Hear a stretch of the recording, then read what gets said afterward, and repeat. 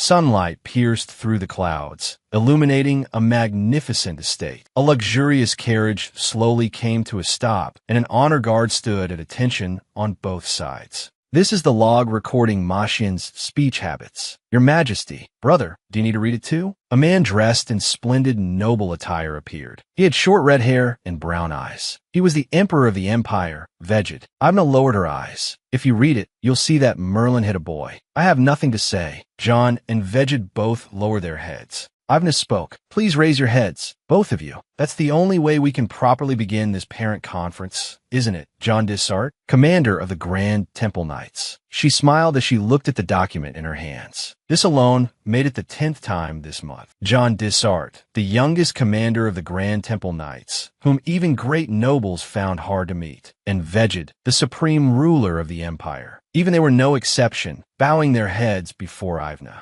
Ivna clasped her hands together, smiling brightly. Well then, let's begin. My name is Ivna. I'm a teacher at Belchester Rondell Kindergarten, in charge of the Sunshine class. I am someone who transmigrated into the world of a novel. And as for my Sunshine class, Ivna took a deep breath. Hello, teacher. A little girl with long pink hair and blue eyes came running over. She was the heroine of the original story, Merlin, the youngest daughter of the Grand Temple. Ivna smiled back. Hello there. Merlin threw herself into her arms and hugged her tightly. Hello, teacher. Another little boy appeared, with red hair and brown eyes. He was the male lead of the original story, Crown Prince Maxian. This class was full of heirs from prestigious families. Ivna sat in front of the piano. Who wants to sing with teacher? Me? The children all raised their hands eagerly. If only it were always just like this. But this was, after all, a novel. The novel began like this. At last, the debutante ceremony I had long awaited. 18-year-old Merlin walked onto the terrace. There she met Maxian. That was their first meeting. But they hadn't met at 18. They had met in kindergarten. The original story had only been distorted, not completely shattered. I had simply chosen my profession from my previous life in order to survive. Kindergarten teacher. Who would have thought the protagonist would meet so quickly? Merlin suddenly swung her fist and punched Maxian in the face.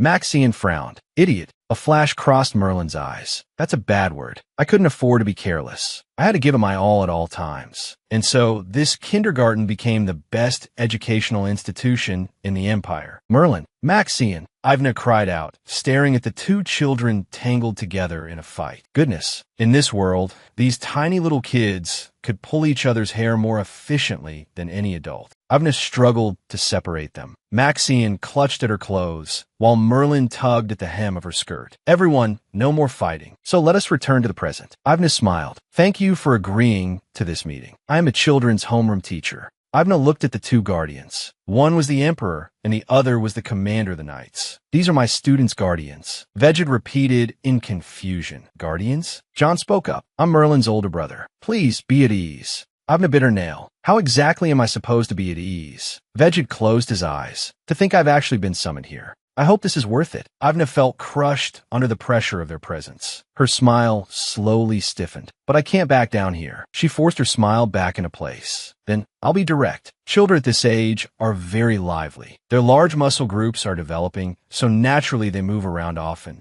The secret to handling guardian conferences: first, lay the groundwork. Second, lay the groundwork. Third, still lay the groundwork. First, you have to reassure the guardians that the child doesn't have any major issues. Then they'll start asking questions on their own. Veged set his teacup down heavily. You said you'd get straight to the point, but your introduction is too long. Ivna continued. Like this, sometimes they cannot control their strength, and in the end they may hurt other children. A gleam flashed in Veged's eyes. Are you saying someone dared to lay hands on a member of the imperial family? John hurried to smooth things over. Oh my, it seems my little sister is rather mischievous. Veged's voice turned icy. Mischievous, you say? If you die for insulting the imperial family, my younger brother will be very sad. The people of the empire would be the saddest of all. After all, that would be an unjust death. There has never been a precedent of surviving after insulting the imperial family. And you call that unjust? John gave a light laugh. How pitiful. A royal family that cannot endure even the slightest criticism. Ivna's heart tightened. Perhaps I shouldn't have called them both here together. She cleared her throat. Merlin and Maxian, the two children, hit each other. Both men froze at the same time. What? John looked incredulous. Impossible. Merlin treasures even the bugs that crawl past. Veged narrowed his eyes. Maxian has always faithfully followed the imperial family's etiquette education. Ivan took a sip of tea. That's what I thought too when I read the original story. But this is an age when impulses are hard to suppress. More importantly, the real problem lies elsewhere. If this keeps up, the two of them will have a hard time getting close to their classmates.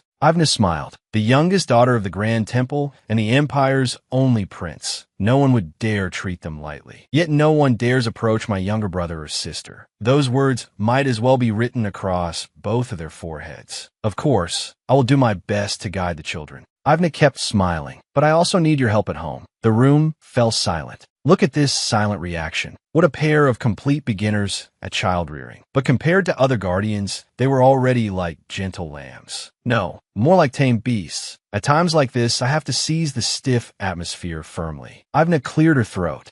Well then, John broke the silence. I will have a proper talk with her. Ivna turned to the other person. And your majesty? Veged pressed a hand to his forehead. I will as well. I can have the Imperial Education Officer. Ivna's eyes turned firm. That won't do. You must speak to Maxian personally. Veged lifted his head. Teacher, do you know who I am? I know you are the supreme ruler of the Empire. Veged stared straight at her. Then you should also know how much time it cost me to come here. Here we go again, another power struggle. Ivna sighed inwardly. Her smile did not falter. Since your majesty made time to come despite your busy schedule, I'm sure that means you care even more about Maxian. What? Why? If you dislike it, then dismiss me for it. Veged abruptly stood up and leaned over the table. You. Ivna did not retreat in the slightest. I've already died once. What is there left to fear? Ivna clasped her hands. Did I go too far? He is the emperor, after all. Maybe I was too careless. John broke the silence. The teacher is right. Smiling, he added, a person who neglects his family while making excuses is truly pathetic. Ivna waved her hands in alarm. Hey, don't provoke him at a time like this. And what's with that smug expression? John smiled as if to say he had done nothing wrong. You're the commander of the knights too, sir. Ivna looked at John. What? Her hands trembled slightly. It was an occupational disease, a condition where, even at the risk of being beheaded, I still had to say what needed to be said. This was a desperate struggle not to be shaken during a parent conference. Veged and John both fell into thought. Ivna took a sip of tea. Of course, raising children is the hardest job in the world. Merlin came running over. Teacher, Ivna asked Merlin. John said with a smile, my little sister really is a clingy one. Come here, Merlin. Merlin stopped, then turned around. John opened his arms. Come, my dear Merlin. Merlin abruptly turned and ran in the opposite direction. She threw herself at Ivna and hugged her tightly. Pretty teacher, I love you. Ivna softly called Merlin. Merlin's cheeks flushed. Teacher, will my brother get scolded because of me? Ivna's heart swelled. She's too adorable. Ivna smiled and patted Merlin's head. I was only praising Merlin for being a good girl. Really? Of course. A voice came from outside the door. Hey, you can't just barge in there like that. Maxian rushed in. Ivna turned to look at him. Maxian froze when he saw Veged. Your Majesty, a stern voice rang out. Maxian, why were you so rude to your classmate? Maxian lowered his head. Ivna gave a small cough. Sorry, Your Majesty. Merlin hid behind Ivna. Wow, Maxian is in trouble. Ivna smiled at the children. You two should not have barged in during consultation time. Let's end today's consultation here. Inside, Ivna breathed a sigh of relief. The children's sudden entrance had broken the deadlock, and the Knight Commander had just been ignored by his little sister. At that moment, John had entered a petrified state because his sister had ignored him. Ivna called out, Your Majesty, there is something I'd like to discuss with you in private. Veged turned to look at her. What is it? Ivna looked up at Veged. He's so tall. Merlin tugged on Maxian's hand. Teacher, let's go outside. All right. Veged stepped closer to Ivna. Your Majesty, what I wanted to say just now was, Ivna forced herself to stay calm. Wait too close. She hastily stepped back, and her hand accidentally pressed against Veged's chest. Why is he standing so close? Ivna's cheeks instantly flushed red. I touched his chest. Ivna panicked. Your Majesty, Your Majesty's Ave. Avna suddenly thought of an excuse. The bookshelf is about to fall apart. It looks very old. Vejid reached out and steadied the shelf. It looked almost like he had her pinned against it. Avna said, this bookshelf is too old. It looks like it could topple over at any moment. In Ivna's eyes at that moment, Vejid seemed almost filtered in a flattering light. I'll have someone come repair it. Feeling awkward, Ivna slipped out from under his arm and moved aside. Ah, it's fine, Your Majesty. Vejid looked puzzled. Teacher, what was it you wanted to say? Ivna gave a light cough and covered her mouth. Though I hesitate a little, I'd like to discuss how we address each other. Vejid's gaze sharpened. Forms of address? Between you and me? Ivna continued. One of the most important parts of education is having an appropriate relationship between guardian and teacher. To achieve that, please repeat after me. Ivna clasped her hands together, smiling brightly. Miss Teacher. Vejid remained expressionless. Teacher. Ivna's smile did not waver. It's not that hard. Mississippi Vejid's pupils contracted. He looked embarrassed. Teacher. Mississippi Vejid struggled to force the words out. Miss Teacher. Ivna smiled in satisfaction. Very good. Ivna continued. From now on, please address me like that while at the kindergarten. And one more thing. Ivna raised her index finger. This may be even more important. When they start to back down a little, that's when you press the advantage. Ivna declared, we will use formal speech with each other. That means that in front of the children, we must not use informal speech.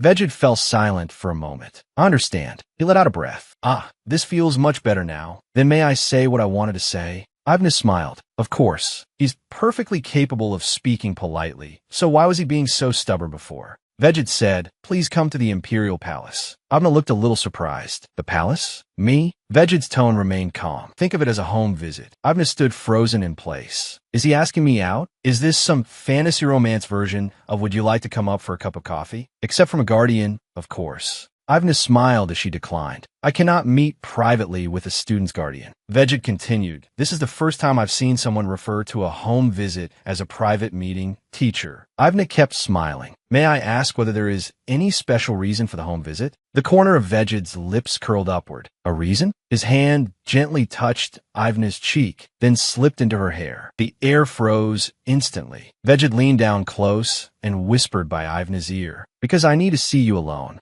Vejid murmured, there are many things I want to know. Walls have ears here. Ivna's cheeks burned. I'm also very curious about you, teacher. Of course, most of it concerns Maxian. Vejid straightened up. I'll take it that you understand. Goodbye, Miss Teacher. Ivna was still startled. Why'd he lean in so close? Vejid raised a hand and plucked a tiny scrap of paper from beside Ivna's ear. Teacher, you had a bit of paper by your ear. Yes, thank you. Ivna watched his departing figure. You want to know about me? Ivna fell into thought. 5 years earlier, rain poured down in sheets. A young maid whispered, did you hear? They say the master is going to enter Miss Lillian into the family registry. Another maid responded in shock. But Miss Lillian is the daughter of a mistress, and she has only been at the estate for a month. The older maid rebuked her. Child, what does that matter? Miss Lillian has that. Lightning flashed outside the window and thunder roared. The older maid emphasized, heaven's gift. She covered her mouth with her hand. That's the one thing Miss Ivna could never obtain, even if the sky collapsed. One ironic truth. The younger maid quickly stopped her. Hey, stop talking. But the older maid was unconcerned. A wind stirrer without talent. It's absurd. She continued in a low voice. Whether it's talent or anything else,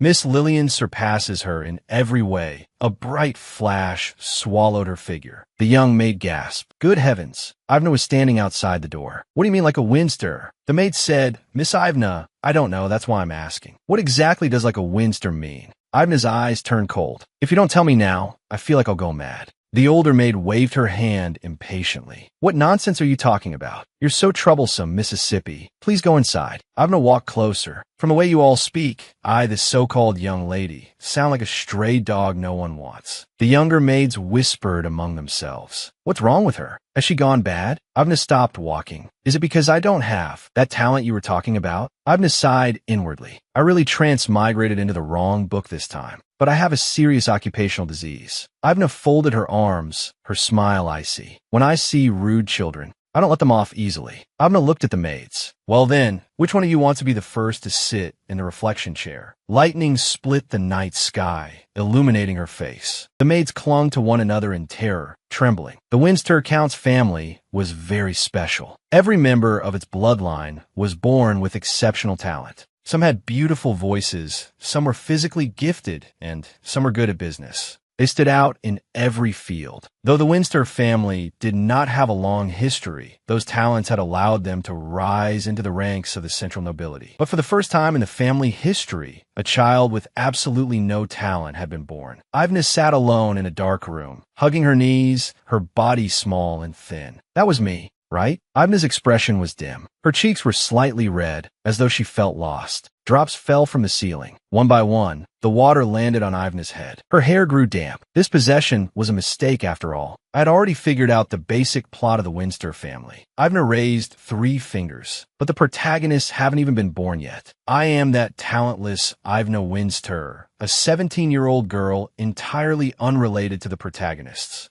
Ivna clenched both hands on her knees so hard her knuckles turned white. A voice came from outside the door. "Sister Ivna, so you're here." Lillian smiled brightly as she ran over. "I've been looking for you everywhere." This dazzling child was my half-sister, Lillian, along with my 2 mortal older brothers. Ivna turned around. "What is it?" Lillian grabbed Ivna's hand. "Let's go eat out together. Father said he'll buy us something delicious." Ivna looked puzzled. Why so suddenly? Until now, he had only ever given us dry, tasteless food. Lillian innocently suggested, "Let's invite your fiancé, Marquis Maxian, too." Ivna froze slightly. "Huh, Hadness Wildchung? He left for his own territory yesterday." Lillian's smile stiffened. "Oh, is that so?" She looked disappointed. "What? Why would she be disappointed?" Ivna's older brother suddenly cut in. "Hey, you should have covered for it better." Was there any need to say it like that? He reached out and grabbed Ivna by the hair. "What are you? I was going to endure the embarrassment and take you along, but now you've irritated me." What kind of nonsense is that? He was just venting his anger for no reason, and no one stepped forward to rebuke him. This was shaping up to become a disaster. Ivna replied calmly, "Why should I cover for my own fiancé? What? Are you insane? How dare you talk back?" Ivna's older brother burned with rage as he seized her arm. "Enough." A middle-aged man with a mustache approached. "Don't make a scene in front of the servants." He grabbed his son's wrist. "Father." The man's face was grim, his tone cold. Ivna looked up. "Yes, father." A sharp crack rang out, echoing clearly through the room. The chandelier trembled. Light and shadow swayed. "He hit me over something so small." The man pressed a hand to his chest, his posture arrogant. "A person without talent should live as though dead. Not like you." Lillian has displayed yet another new talent. It was her first time trying to shoot, and she hit 6 out of 10 shots. That proves Lillian possesses the same talent as the first Count Windsor. A gift. Lillian covered her mouth with both hands, delight shining in her eyes. Today's outing is to celebrate that. The man looked at Ivna, his gaze icy. "On a day when everyone should be happy, you ruin my daughter's mood." "I am your daughter too, father." Ivna clenched the hem of her skirt tightly. "What exactly am I? Or rather, what is Ivna to you?" I should argue. I should be angry, but my body would not move as though it had been domesticated. Ivna lowered her head. Her voice was as soft as a mosquito's buzz. "Don't worry. Father, I'm fine." Lillian took father's arm. "Then let's let sister rest. Hurry, let's go. I am hungry." The man answered gently. "All right. Lillian, today you may do whatever you want." They turned and left, leaving Ivna alone. Their footsteps gradually faded down the corridor. Ivna kept her head lowered and did not move. In this house, I am worth less than an insect. Ivna walked through a sunlit garden, the breeze brushing her hair. At least no one will disturb me here. Unlike my room, there is no mildew here, and the roof doesn't leak. Would smashing something make me feel better? Ivna's gaze fell on a small table. A revolver lay there quietly. It had been prepared for Lillian. Should I try firing one shot? Ivna picked up the pistol. The cold metal pressed against her palm. She skillfully opened the cylinder, loaded the bullets, then raised the gun and closed one eye to aim. A loud bang shattered the silence. The recoil was stronger than she had expected. Ivna staggered back a step, her arm numb. Whoa! A flock of birds rose in the distance. They flapped toward the sky. Wait, Ivna looked down at her hands. That movement just now? How'd I know how to use a gun? This body had never been trained, yet it was as if everything came naturally. At the center of the target, a bullet hole smoked faintly. A perfect bullseye. Was it luck? Ivna held the gun. She did feel a little better. That was louder than I expected. If I get caught, I'll be beaten again. I need to get back quickly. Ivna turned and hurried away, tossing the gun back onto the table as she rushed back. Night fell. The Hadness Marquis estate blazed with light. A hand brushed over a page covered in tightly packed writing. Avna leaned back, stretched, and yawned. It's already the 29th, isn't it? Time flies. Bride lessons during the day, paperwork at night. They're practically using me like a servant. Ivna stood up, deciding to get some air when she heard laughter. It came from Hadness' room. A woman's voice came through the crack of the door. Stop that. Hadness, my lips are going to split. Ivna looked through the gap. Her heart sank. A man's gentle voice replied, sorry. You're too beautiful. I couldn't help myself. That man was Hadness, my fiancé, and the person with him was Lillian. She smiled like a flower, like a painting carefully drawn. Lillian's voice came from inside. Am I pretty? Really? Prettier than Sister Ivna? Ivna's heartbeat skipped. Why are Hadness and Lillian? Hadness gave a low laugh. Ivna, you picked up a thorny rose. My engagement to that gloomy woman was merely a means to get you. Lillian, Ivna stood outside the door, her body rigid. The hand holding her fan trembled. Lillian, Ivna's pupils contracted. Candlelight flickered in her eyes, as if it might go out at any moment. Lillian bent down, burying her face in Hadness' neck and shoulder. Hadness, my engagement to Ivna was only a way to marry you. Lillian whispered, but even so, it's hard to endure. I grow jealous. His words coiled around her like thorns. The legitimate wife's daughter has no talent at all. How pitiful and pathetic. At least you're decent at paperwork, so just cling to that little bit of skill. After all, you have no other talents. Ivna jolted awake. A sharp pain stabbed through her chest. The candlestick in her hand dropped with a clang to the floor.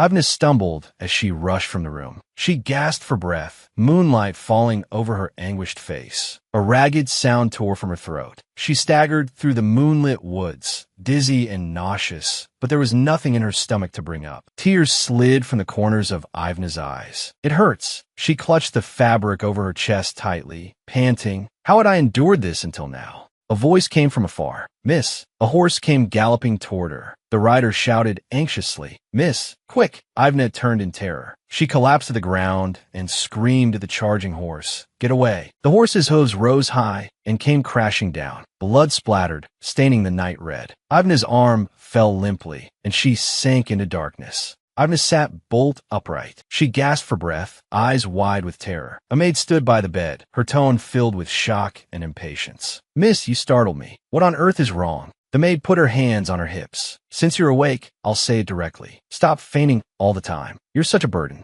Ivna looked around. A wooden bed frame. An unfamiliar ceiling. This is my room? Ivna touched her cheek. The sensation felt so real. I was clearly struck by a carriage. Ivna turned to the maid. What day is it today? The maid sneered. Can't you even count the days anymore? The 4th of Imperial Calendar Month. Ivna's pupils abruptly shrank. The 4th? She said the 4th? A flood of memory surged through Ivna. Wasn't it the 29th? Hadness stood by the bed, looking at Ivna. Ivna, are you all right? You suddenly fainted. I was very worried. Ivna looked dazed. Hadness, why are you here? Hadness replied, in confusion. What do you mean? We just had lunch together today. Ivna's gaze sharpened. If he came to the Count's estate, then it truly is the 4th. Did I really return to the moment before my death? Hadness kept talking, smiling brightly the whole time. I want to gather my thoughts, but this guy just kept chattering. Ivna said expressionlessly, Hadness, you're too noisy. Could you leave? Ivna stared at him coldly. Your voice makes me feel like I'm getting stupider by the second. Hadness looked completely taken aback. Getting stupider? He turned and left. You must still feel terrible. I'll go first. See you later. Ivna sat on the bed, sunlight spilling through the window over her. If this isn't a dream, then there is only one thing I have to do. In the corridor, 2 maids whispered. Did you hear? Miss Ivna has gone crazy again. So scary. Can't she just behave herself? Ivna suddenly appeared, startling the maids. Do neither of you have anything better to do? The maids panicked. And Miss Ivna held a document in her hand, her gaze firm. Move. I'm going to see Father. The maids tried to stop her. The Count is very busy right now. If it's to submit a document, we could deliver it for you. Ivna's gaze turned cold. A murderous aura seemed to spill out. The 2 maids stiffened. They trembled all over. A man appeared in the doorway, frowning. What's all the noise? One maid pointed at Ivna in a panic. My Lord Count, the young lady, Ivna looked up at the man. Oh, Father, perfect timing. She raised the document in her hand. Saves me the trouble of going in. Since you're here for me, I'll say it directly.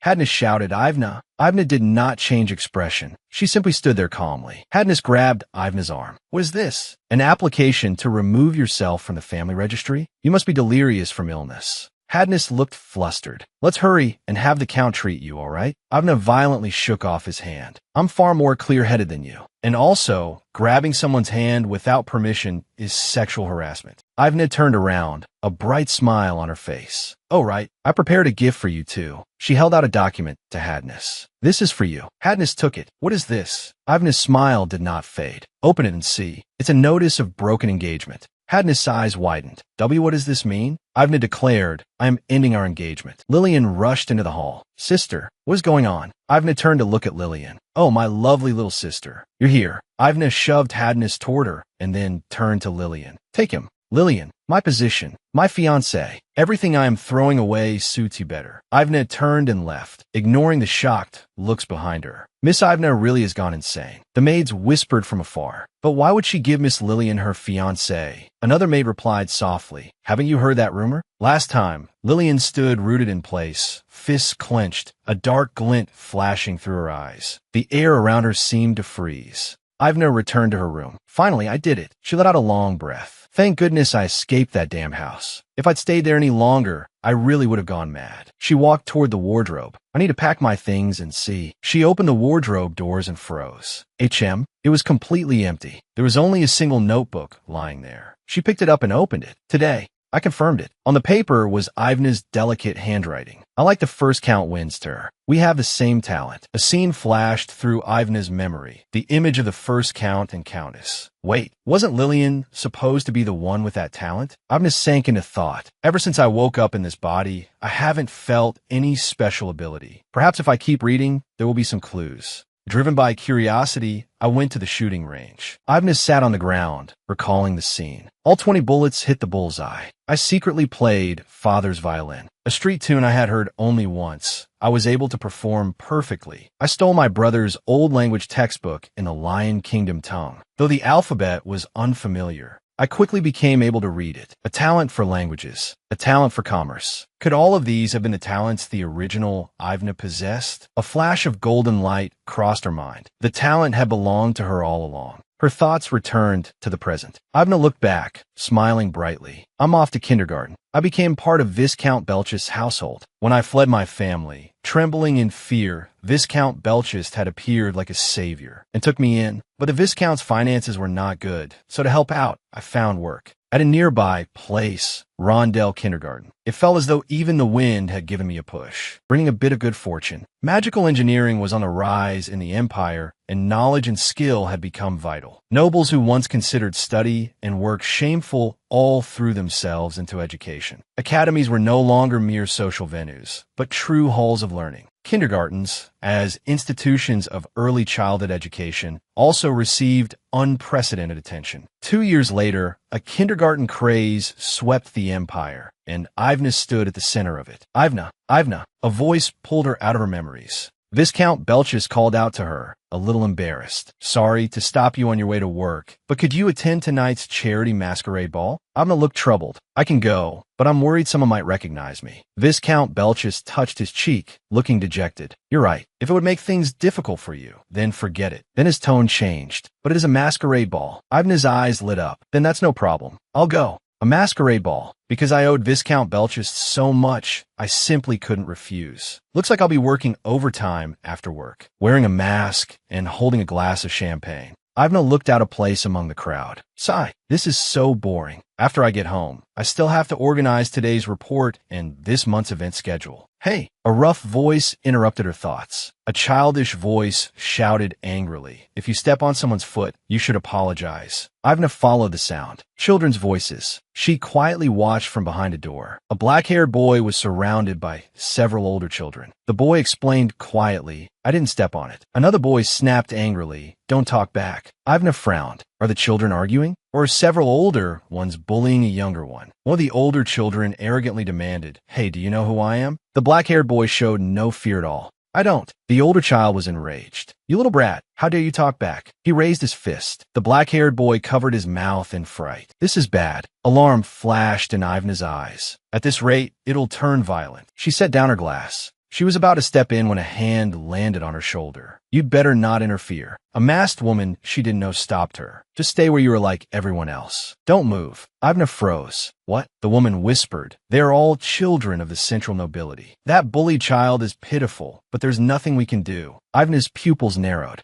"The central nobility?" The woman continued. "They look about 8 years old. Just stay quiet and keep to yourself." Ivna shot her a glance, then decisively turned away. Her heels clicked crisply against the floor. These little troublemakers. Fury rose inside Ivna. "Stand right there." The children all turned at once, looking confused. A brown-haired boy tilted his head up. "HM, who are you?" "Madam?" Another boy challenged her. "You don't know who we are either?" The guests whispered among themselves. "Oh my, how brave she is." Another person sneered. "That's not bravery. It's stupidity." One of the older boys blustered arrogantly. "My father is the Gopeng Marquis. I'll tell him everything." Ivna lightly touched her mask, smiling coldly. "Go ahead and tell him." She casually took off her mask and threw it to the floor. With her hands on her hips, Ivna said, "Danian, Hatchel, Reepel, I was just about due for a visit to him anyway." The children stepped back in fright, stammering her name. Teacher Ivna. Teacher Ivna? Could she be from Rondell Kindergarten? The guests sucked in sharp breaths. The hall fell deathly quiet. The guests' murmurs rose one after another. "That's the famous lady best known for disciplining children." Ivna's eyes were sharp. "Danian, Hatchel, Reepel." She enunciated each name one by one. "Haven't you learned how to greet a teacher? Cornering someone like this? Is that what your teacher taught you?" The children trembled all over in fear. Ivna put her hands on her hips and looked down at them. "Has it been so long since you were disciplined that you're shaking from fear?" She continued to scold them. "You little rascals. Bon." Ivna's voice stopped short. "HM." A masked man stood there, tall in stature, his bearing imposing. Bantad broke free from Ivna and rushed toward the masked man. "Brother." The man spoke. "Bantad, what happened?" The boy stammered. "Brother, Ivna's heart tightened. "Brother? That man is his brother?" In that overwhelming aura, the guests immediately fell silent, not daring to gossip anymore. The man lowered his head and asked, "Was there a fight?" The boy answered softly, "Yes." The man's gaze shifted to Ivna. "Was it a fight?" Ivna came back to herself. "Hello, I'm a children's teacher. It's nothing serious. The parents will be here soon as well." The man asked back, "Will the parents crawl here?" "No, they're people. I imagine they'll walk." Ivna pointed toward the entrance. "Look, your parents have arrived." Ivna turned to the children. "Danian, Hatchel, Reepel, bullying cannot be treated as a simple mistake. This time, it is entirely your fault." "Yes." Two masked couples hurried over. The man gave a low laugh. "Oomph. So it's the Gopeng Marquis." "Gopeng Marquis, what did you just say?" Ivna's voice was steady. "This was not a fight. It was one-sided bullying. As their teacher, I sincerely apologize." The Gopeng Marquis held his son and scolded, "You useless thing." The man gave a cold laugh. "I really should say that to you instead, shouldn't I?" The Gopeng Marquis was furious. "You, what did you say?" The Gopeng Marquis flew into a rage. "Have you lost your mind? Do you know who I am? How dare you speak to me like that?" The man curved his lips into a cold smile. "Enough. I heard your son provoked my younger brother. Has the Gopeng family never learned not to fight a battle they cannot win? Or is it simply pure stupidity?" He removed his mask. The Gopeng Marquis staggered back in shock. "Ha!" The guests whispered. "That man is—" The Gopeng Marquis's face went deathly pale. The man's face was revealed. Deep red eyes, a cold gaze. "Caden Hildebrand."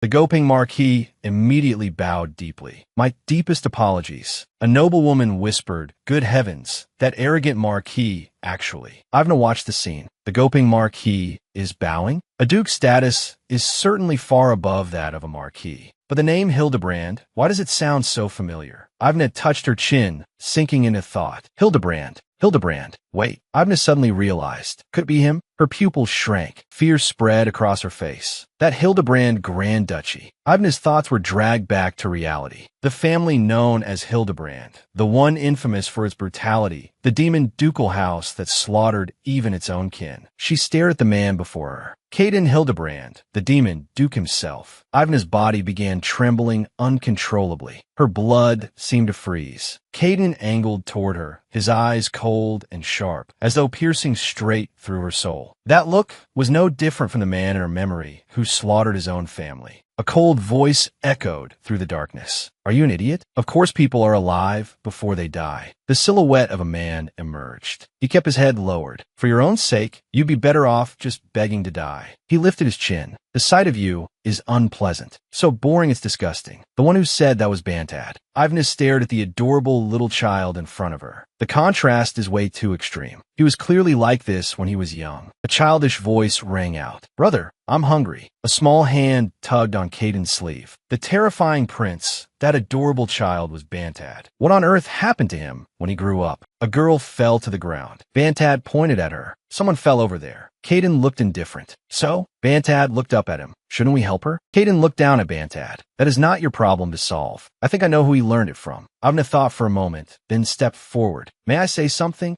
Caden turned toward her. What is it? The pressure he gave off was extraordinary. Ivna raised her head. It's just, Caden, but what must be said must be said. You should not leave a child by himself. Children at this age are easily drawn to novel things. You must be especially careful. The servants nearby whispered. She is actually lecturing the Grand Duke, and she even spoke for more than 5 lines. Bantad looked up worriedly at the teacher. Will she be okay? Ivna swallowed nervously. Caden stared at her in silence. He slowly stepped closer and looked down at Ivna. Ivna did not dare shift her gaze. A teasing curve appeared at the corner of Caden's lips. At last Caden said, I will be careful. He looked at Ivna. Teacher. The next day, the noble kindergarten teacher was hard at work again. Ivna sat at her desk and let out a long sigh. I really wish I could have spoken to him a little longer. I was too hesitant yesterday. She looked out the window. I shouldn't have let Bantad go like that. That villain from a story. Ivna sighed again. A black-haired woman entered the room. Teacher Ivna, there you are. The woman handed her a book. Please take a look at this. Ivna accepted it. A book? The woman replied, yes. I found it while cleaning the library.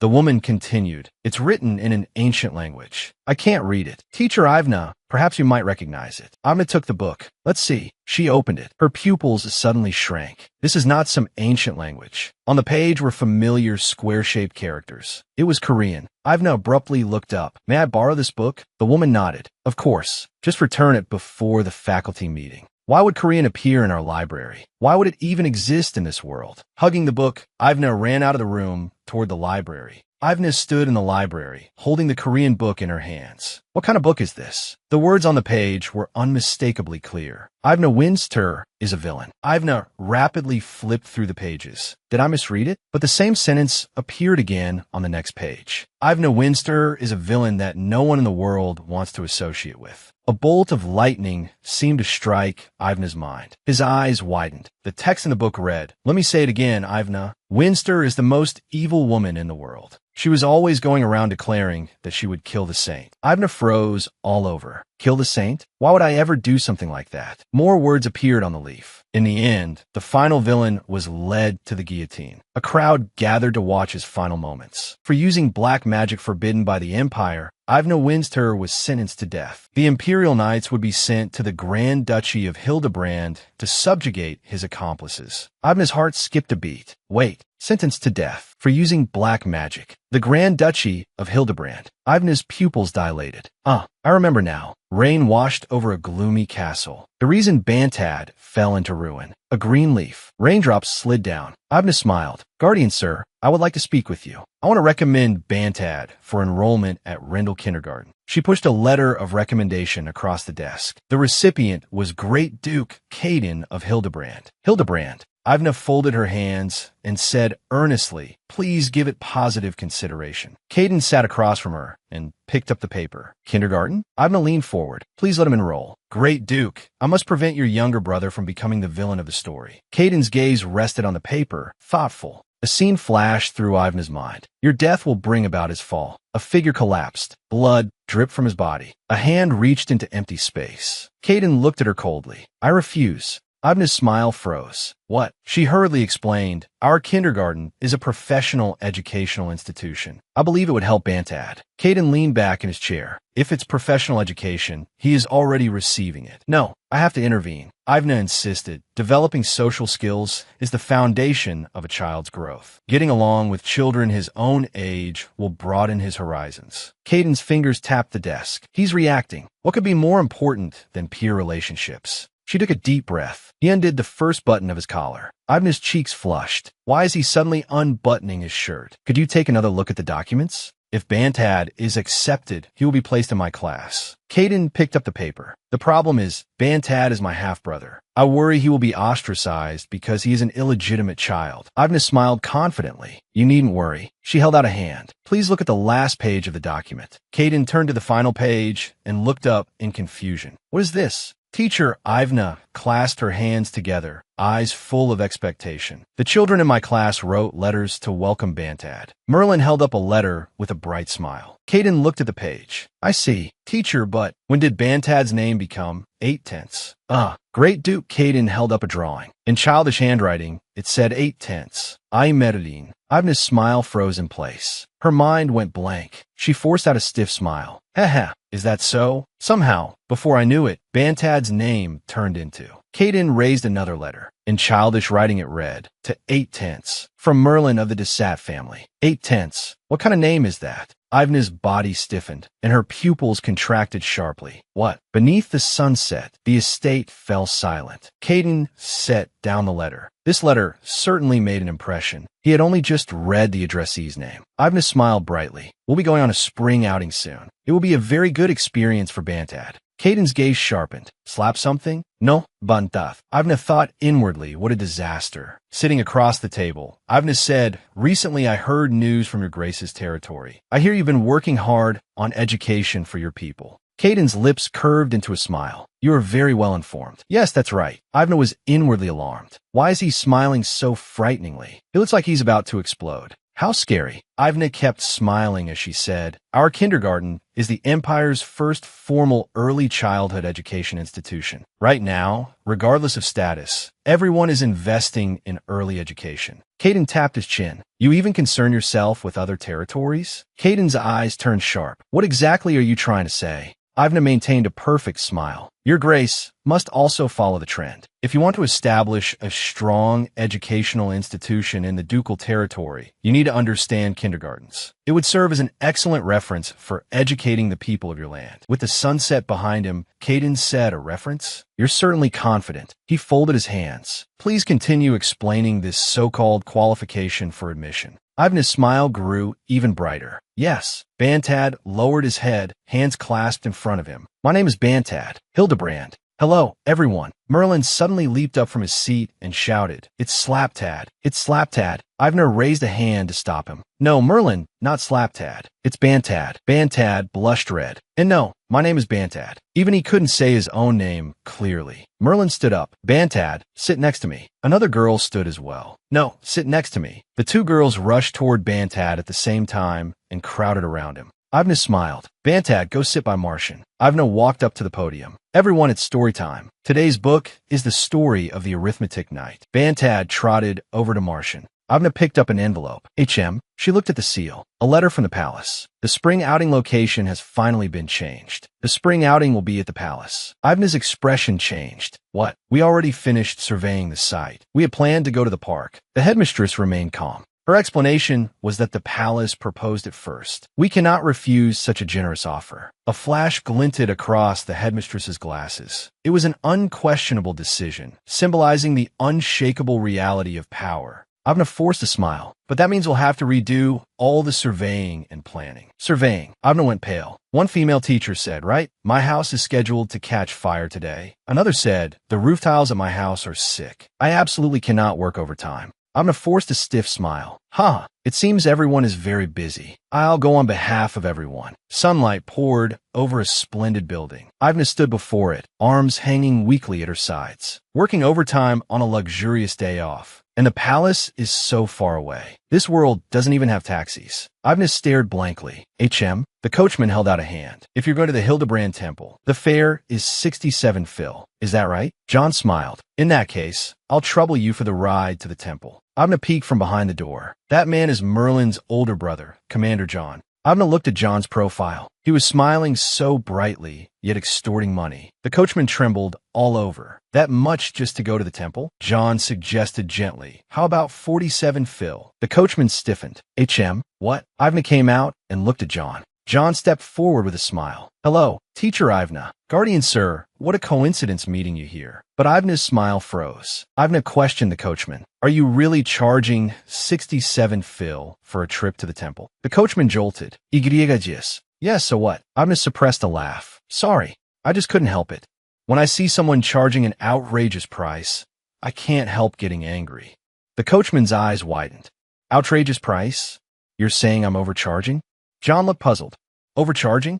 Ivna put her hands on her hips. How can you overcharge someone this innocent? The coachman flushed red. It's such a long distance. This price is already cheap. Ivna crossed her arms. I'm a local. Who do you think you're fooling? Ivna raised one finger. Knock off 20 fil. How about 47? John chimed in as well. 47 fil. The coachman stared in disbelief. 47 fil? That's not even enough for horse feed. The coachman kept lowering the price. 67, 55, 53, 50. Ivna refused to budge. 47, 47, 47, 47. The coachman stomped in fury. Miss, you're too much. How can you refuse to compromise even a single coin? Ivna's gaze remained firm. 47 fil. She looked unwavering. If you keep this up, I'll find another carriage. 45 fil. John tried to persuade her. Teacher, 2 fil is not a large sum. You don't need to do this. Ivna replied sternly. That money could buy Merlin 3 of his favorite candies. The coachman finally gave in. Fine, you win. Ivna smiled proudly. You should have agreed from the start. She turned to John. He'll take us. 47 fil. John smiled. Thank you. Teacher, you saved Merlin's 3 candies. By the way, where are you going? I have business at the palace. Then John held out a hand, inviting Ivna into the carriage. John smiled. Let's go together. The corners of his eyes curved gently. All right. A carriage rattled along a forest path. Sitting inside, Ivna thought, this is so uncomfortable. I hate carriages. A memory flashed through her mind of being run over by a carriage in her previous life. Her thoughts were pulled back to the present, but I can still endure it. Teacher, John noticed that something was wrong. Are you all right? Ivna came back to herself. Yes, I'm fine. John watched her silently, without a word. Ivna's hand quietly clenched atop her skirt. John spoke. Teacher, inhale for 3 seconds, then exhale slowly for 7. Ivna looked up in confusion. HM? John took out a pocket watch. If you're carsick, try to calm down. I'll count for you. He focused on the watch. Start. 1, 2, 3. Ivna closed her eyes and took a deep breath. Lilies bloomed outside the window. Now exhale.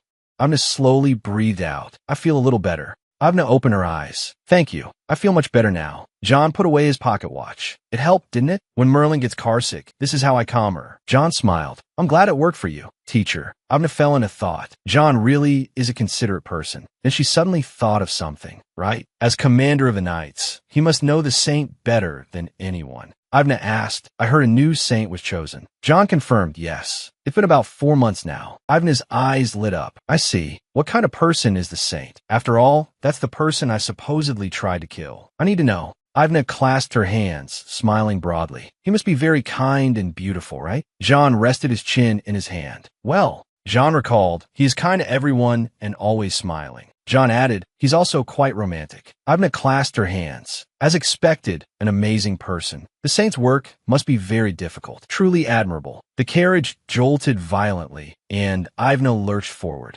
Ivna's pupils shrank. In an instant, Ivna lost focus. John sensed something was wrong. Teacher. Ivna suddenly snapped back, breathing rapidly, a suppressed whimper escaping her. Ivna trembled all over. Teacher. Her body shook. She began to sob. John looked at her with concern. Are you all right? Ivna lifted tearful eyes. I am sorry. My motion sickness reaction is a bit severe. The carriage continued on down the road. Ivna suddenly cried out. John immediately crouched down and held her. Teacher. Guiding her, he said, breathe deeply. Who? Ivna gasped with difficulty. Who? John's voice was steady. That's right, just like before. Inhale, exhale. Watching Ivna, John prompted, inhale. Ivna's hand trembled. John held it tightly. She followed his rhythm, inhaling, exhaling. Who? John continued. Inhale. Ivna's breathing gradually steadied. John let out a breath of relief. At last, Ivna's breathing had become even. The two of them remained in that position. The carriage stopped. The wheels screeched sharply. The coachman opened the door. Hey, we're at the palace. Hurry up and get out. Ivna first lifted the curtain. A magnificent palace came into view. Ivna said softly, we're here. Ivna held John's hand tightly. Thank you, Sir Guardian. Ivna suddenly let go. Ah, I'm sorry. That was rude of me. John smiled and shook his head. It's all right. Teacher, please go in first. John asked, will you be all right at the palace? I'm really fine now. Ivna added, if your hand is injured, please be sure to demand compensation. John replied with a smile. All right, I'll add interest too. He turned and walked toward the palace. Ivna watched him go. A man wearing glasses stepped forward. Teacher Ivna, you've arrived. I am Viscount Chupin. I am in charge of guiding you through your inspection schedule. Ivna smiled awkwardly. Ah, hello. You're working hard, even on holiday. Viscount Chupin replied, not at all. You're working hard as well, teacher. Ivna made a request. Could you show me the rest area first? That's the most important thing for the children. Viscount Chupin nodded. Certainly. This way, please. The two walked side by side along a garden path. Viscount Chupin explained, there's also a garden attached here. There are no high steps or sharp decorations. It is very suitable for children. Looking at a pavilion, Ivna said, oh, we just need to clear away a few stones. Viscount Chupin pointed into the distance. There's also a greenhouse inside. It contains many rare plants. It would be perfect for teaching purposes. Ivna exclaimed, that's wonderful. Ivna asked, may I look around slowly by myself? Viscount Chupin handed over a pass. Of course. My task was only to guide you here. Please take this and tour freely. Ivna accepted the pass. Congratulations, you've completed your mission. Viscount Chupin looked troubled. And no, I still have other work to do. Holding the documents, Ivna said, this is the Annex Palace. It used to be used often for social gatherings. Ivna looked at the pass. It seems my authority only extends this far. Ivna looked toward a distant fountain. The fountain could be dangerous. I'll have to keep the children away from it, but they'll definitely love it when they see it. A voice called out. Ivna, startled, she turned around. HM? A blond man approached her. Ivna recognized him. Your Highness. Highness Verchin, Ivna's former fiancé. He seemed to have grown gaunter. John sat on a throne, chin resting on his hand. Ivna, Winster, Ivna, Belchist. The man cried, I truly don't know anything. Please, please. John asked, what should be done with this man? Where's the saint? A man knelt on the ground. He went out, probably to write some romantic story again. John's eyes turned icy. Drag him away and dispose of him. The man was dragged off, screaming in despair. Please, spare me, spare me. The screams tore through the air. Resting his chin on one hand, John thought, every day, I only see trash like that. It always feels a little strange. John closed his eyes. This feeling is like being eroded. Sunlight filtered through the leaves, scattering mottled spots of light. Ivna stood in the courtyard, hands clasped before her, looking tense. Don't panic, Ivna. Hadness approached with a teasing smile at the corner of his mouth. What is that expression? Ivna, is it really you? Ivna gave a slight nod. It's me. I heard the Marquis household had run into trouble. Looks like it was true. Ivna raised a hand to touch the red ribbon at her chest. Stop looking so stupid. Hadness strode forward and grabbed her wrist. Stupid? More importantly, where exactly have you been? Do you know how long I spent looking for you over the past 5 years? Ivna raised her hand. Enough. Don't come any closer. Hadness roared. How can you act so unconcerned after running away from home like that? Hadness fumed in anger. Huh, whatever. Go home and beg the Count. Ivna closed her eyes and calmed herself. Count to 3 and run. Look at his eyes. He's about to get violent. Hadness pressed closer. 1. Ivna clenched her hand. 2. Ivna suddenly spun around. Hadness reached out in surprise. Ivna, where are you going? 3. Ivna vanished from where she stood. A voice rang out. Oh my, Sister Ivna. Lillian was standing there.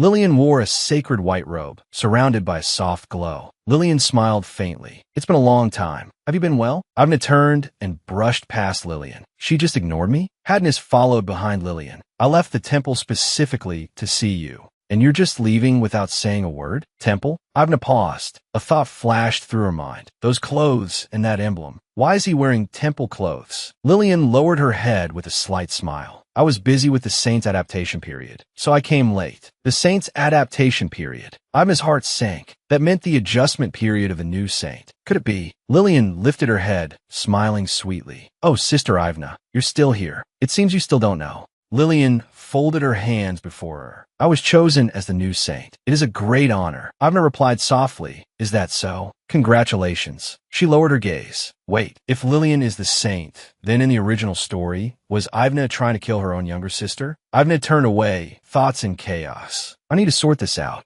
Ivna's eyes turned cold. Hadness, let go. Hadness grabbed her arm. Do you have any idea how much trouble I had after you disappeared? You're completely irresponsible. I'm gonna try to pull free. Let go of me. Hadness, this is harassment. Hadness asked in disbelief. Harassment? I'm your fiancé, Ivna. Ivna sneered. Do you really think that still means anything? Hadness refused to give up. Of course it does. A voice rang out. It is not. A hand seized Hadness' wrist and forcibly pushed him away. Especially since the two of you are already broken off. Begid appeared there. Hadness recoiled in fright. Why, Your Majesty? Begid's gaze swept past Lillian. Marquis Virchin took a nap during the Nobles' Council, yet you seem full of energy. His tone was scornful. Looks like all that was just to flaunt your power. This should be the busiest time for the saint, yet you seem rather idle. Is the temple in such disarray? Lillian curtsied. Please forgive my discourtesy, Your Majesty. We only acted that way because we had reunited with our precious elder sister. Begid arched a brow.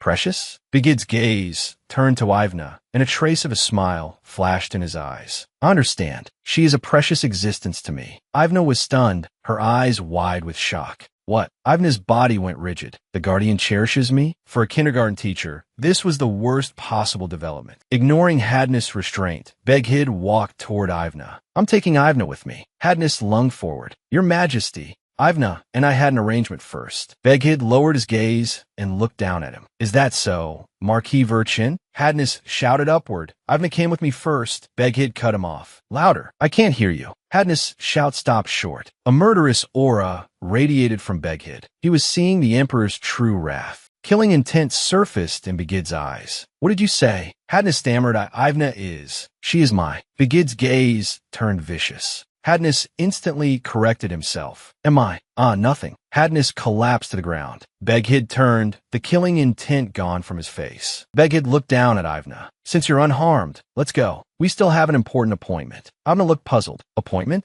The corner of Begid's mouth lifted. Don't we? The thing we promised to do together. The thing we promised to do together. All right. The home textiles. Ivna suddenly remembered. Begid pretended to be hurt. You already forgot. How heartbreaking. Ivna clasped her hands. But I really should be going back now. Begid asked in return. Really? The sun is still high in the sky, and yet you say you must leave. Do you mean to waste my precious weekend time here? Begid's gaze deepened. Do you really have to go? Ha! No. Ivna let out an awkward laugh. I'm very happy to keep our promise. Truly. Begid looked at her smiling face. Judging by that laugh, you really are very happy. Ivna smiled stiffly. Ha! Yes, of course. Absolutely delighted. Ha ha. Hadness pointed at Ivna. If you keep being this stubborn, then I'll have no choice but to tell Count Winster. Ivna replied expressionlessly. Then go ahead. Go tell father. Hadness froze. Huh? Ivna continued. Hurry along and tattle to the Count. Do you really think I'll help you salvage your bankrupt business? Ivna, you. Hadness trembled with rage. Begid stood at Ivna's side. She turned to him. Thank you,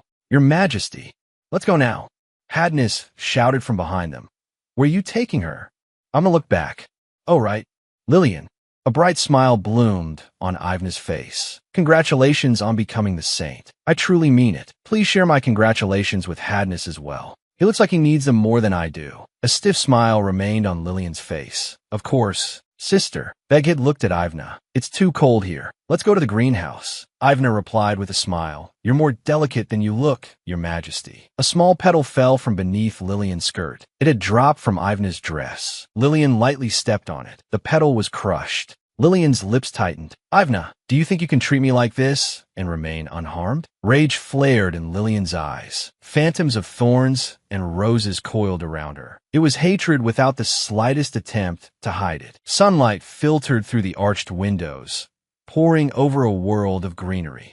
Ivna sat at the table, looking around. This is quite nice, isn't it? Begid stood behind her. Yes, it's truly beautiful. Begid bent down, close to her. They say if lovers come here, their love will last forever. Ivna let out a soft laugh. Is that so? Thank you for helping me earlier, Your Majesty. Begid's gaze softened. The outing location was suddenly changed. Don't you find that inconvenient? His smile deepened, a quiet test hidden beneath it. Sitting upright, Ivna replied, of course it's inconvenient. It forced him into overtime. Still, I'm grateful that you agreed so readily. Ivna folded her hands. If I'd known you were going to say that, I wouldn't have asked. Ivna sat there stiffly, pouting. She closed her eyes and smiled. I willingly devote myself to work without rest or food, to exhaust this frail body of mine. is an honor. Ivna asked, was there another reason you changed the palace work? Veghid answered, of course there was. He sat down again, propping his cheek on one hand, a smile tugging at the corner of his lips. A very important reason. About 2 years ago, Martian was nearly assassinated. A carriage was attacked in Aquilon Lake Park.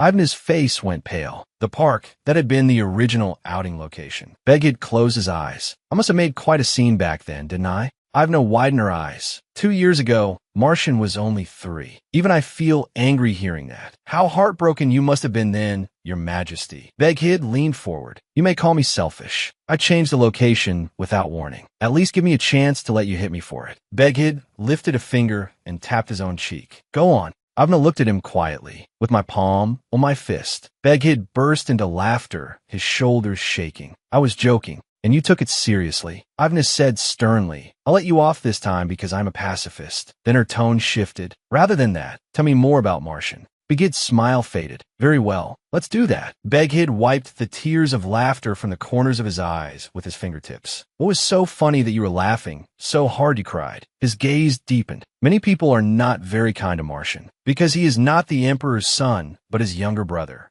Ivna thought it over. I see. To those nobles who covet the position of empress, Martian is an eyesore. Veghid agreed. As expected of a first-rate kindergarten teacher, the corner of his mouth lifted. Exactly right. Ivna looked at him. It must be hard for both Your Majesty and Martian. Veghid relaxed. What? Do you pity me a little? Ivna closed her eyes and laid a hand over her chest. I only pity those who are naturally small and adorable. Veghid chuckled. Don't underestimate me. For an emperor tormented day and night by eavesdropping rats, lending out a corner of the consultation room is nothing much. Ivna stared at him. Consultation room? What are you planning to do? Veghid replied, worry about the empire's future, stabilize the people's lives, or perhaps consider the safety of the rats. Ivna looked troubled. For a kindergarten, talking about rats all the time is a bit heavy. She recovered her smile. If you come, I'll at least treat you to tea, as long as I get the headmistress's permission. Veghid closed his eyes and revealed a deeply satisfied smile. I won't forget that promise. The sun shone brightly. A magnificent estate stood among the trees. Leading the children, Ivna said, all right, everyone, no running. Line up and follow me. Ivna stood at the entrance to the greenhouse. Next, we're going to tour the greenhouse. The children cheered together, yay. Ivna touched her cheek lightly. This is only the first location. All the way here, I've been looking after stragglers and picking up everything they dropped. My face is stiff from smiling. Ivna spread her arms. All right, everyone, make 2 lines and go in. Merlin's eyes sparkled. Wow, so pretty. The children entered the greenhouse. Merlin looked up in wonder at the huge flowers and fluttering butterflies. Standing among the children, Ivna said, aren't the plants here beautiful? How should we treat these little friends? One child answered loudly, we shouldn't hurt them. We should just look with our eyes. Ivna nodded with a smile. That's right. If you touch the flowers with your hands, they'll hurt. Ivna slumped down beside the fountain and let out a long breath.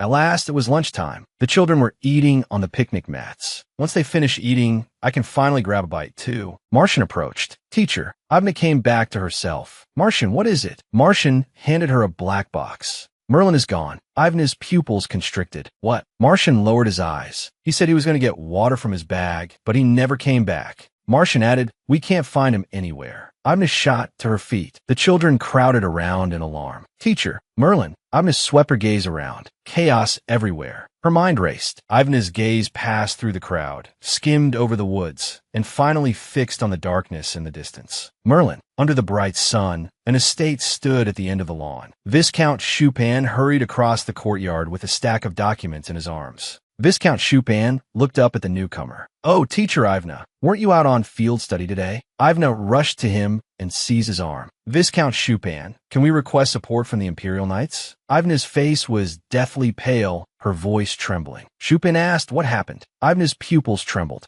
A child has gone missing. Viscount Chupin's face twisted. What? I'll call someone at once. Ivna ran through the courtyard, calling out, Merlin, Merlin. Ivna cupped her hand around her mouth. If you hear me, answer. It's your teacher. In such a short time, where could he have gone? There must be dangerous plants in the greenhouse. Ivna's eyes fixed. One shoe had fallen into the water. Another floated quietly on the surface. Ivna's eyes went wide. And no, Merlin. Without hesitation, she leaped into the water. Merlin, where are you? Ivna was frantic with fear. Merlin. A hand seized Ivna's wrist. Stop. Teacher Ivna. John embraced her from behind and pulled her away from the pool. Let go of me. Merlin is still in there. John held her firmly. Teacher, get a hold of yourself. John cupped Ivna's face in both hands and made her look at him. Ivna stared directly at the guardian. John's eyes were gentle. He said softly, Teacher. Ivna cut him off. I think Merlin fell into the water. We have to save him quickly. John added, Please look carefully, teacher. Ivna followed his gaze. A leaf floated quietly on the surface, sending out ring after ring of ripples. John's voice came to her. It's only a leaf. Ivna murmured, a leaf. Lowering her head in shame, she thought, I lost my mind without even confirming it first. Soaked through, Ivna slumped beside the pool. John stood before her. A faint flush rose on her cheeks as she lowered her eyes. I am truly sorry.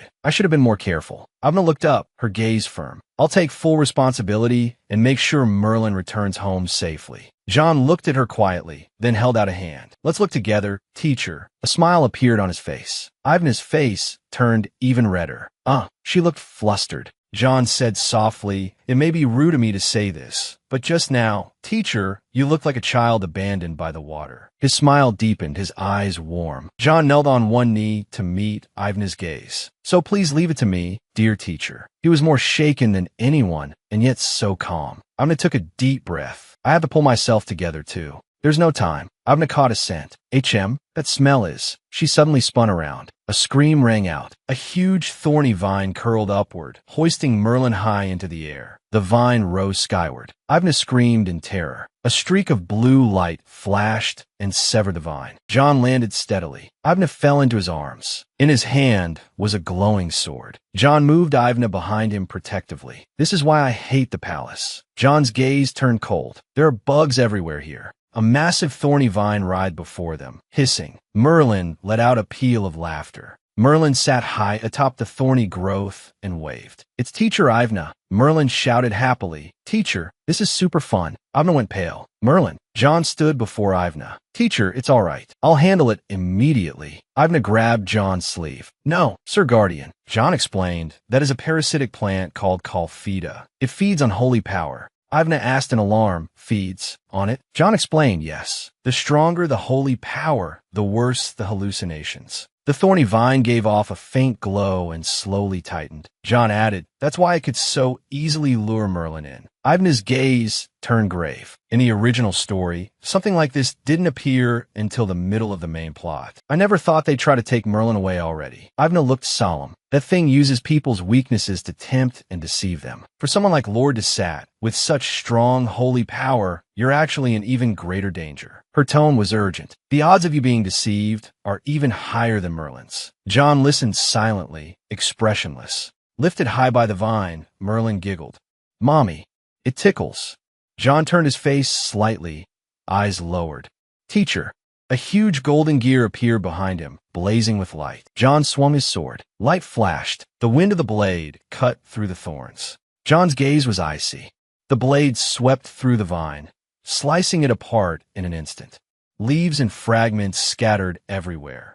John turned toward the shattered remains of the vine. If I am disgracefully defeated, Ivna's eyes widened and her cheeks flushed. John asked softly, will you run away? He turned to leave and said quietly, don't look back. Ivna reached out in terror. No, don't go. John took a step, leaving decisively. Ivna cried out in despair. Lord Desat. Blood splashed across the ornate window. A tremendous crash shook the entire hall. With his white-gloved hand, John wiped the blood from the corner of his mouth. He looked down coldly, gripping a key tightly in his hand. A childish voice echoed, Mommy, push me higher. John searched for the source of the voice. Calfida was clutching Merlin, and Merlin screamed in excitement high in the air. John's gaze hardened. He drew his long sword. Light flashed. He lunged forward. Blood sprayed out. John's figure swept past the severed monster. Calfida's head rolled to the ground with a faint whimper. Merlin cheered in the air. Yay, I'm flying. Ivna screamed in terror, no? At that very moment, Merlin. Ivna threw out her arms, her body acting before thought could catch up. Ivna sprinted forward and took a step. Ivna landed steadily, clutching Merlin tightly in her arms. A power she had never known before surged through her body, as natural as a child taking its first step. Ivna was frantic. "Merlin, are you all right?" Merlin giggled in her arms. "Teacher Ivna." Ivna held Merlin tightly. Sunlight poured over the two of them. At last, she was certain that she possessed the divine power of wind. Merlin lifted his little face. "Teacher, I was just with Mommy. We were flying in the sky." Merlin's voice grew softer and softer. His eyelids slowly closed, and he fell asleep in Ivna's arms. The divine interference was over. Holding the sleeping Merlin, Ivna saw John hurrying over. Teacher, are you all right?" John looked full of worry. Ivna merely stared at him in a daze. John called softly, "Hushie." Ivna's tears broke free. Clutching Merlin tightly, she sobbed. John looked at her. Good heavens. Choking back tears, Ivna said, "I'm sorry, I couldn't hold it in. It's so stupid." She laughed through her tears. "I didn't do anything worth praising." John watched her quietly, his cheeks faintly flushed. Sunlight filled the splendid courtyard. John's voice rang out. "All right, teacher." Kneeling on one knee, he held out a hand. "Your arm seems to be injured. Please let me see it." Holding Merlin, Ivna drew back slightly. "It's all right. I'm more worried about Sat." John closed his eyes and smiled faintly. "I'm fine." John pointed to his abdomen. "Look." He met her gaze honestly. "I once been run through deeply by a sword, but I was healed immediately and survived." Ivna looked at him, eyes moist. John said firmly, "If my healing skills are poor, you may hit me. So please let me see your wound. I'll hold Merlin."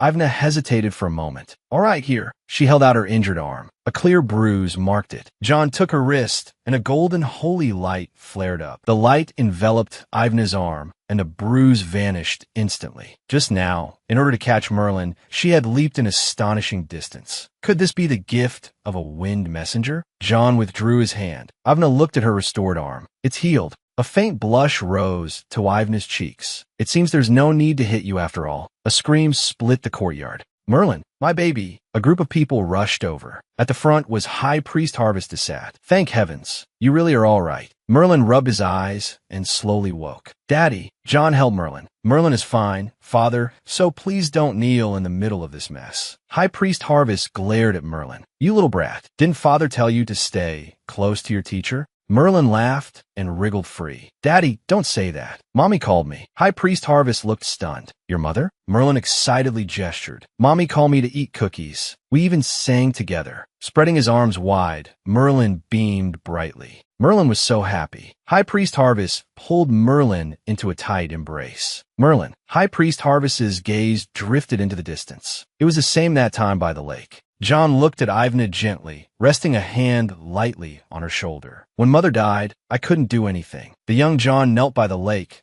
rain soaking his clothes. "I could only watch her leave." "I see now."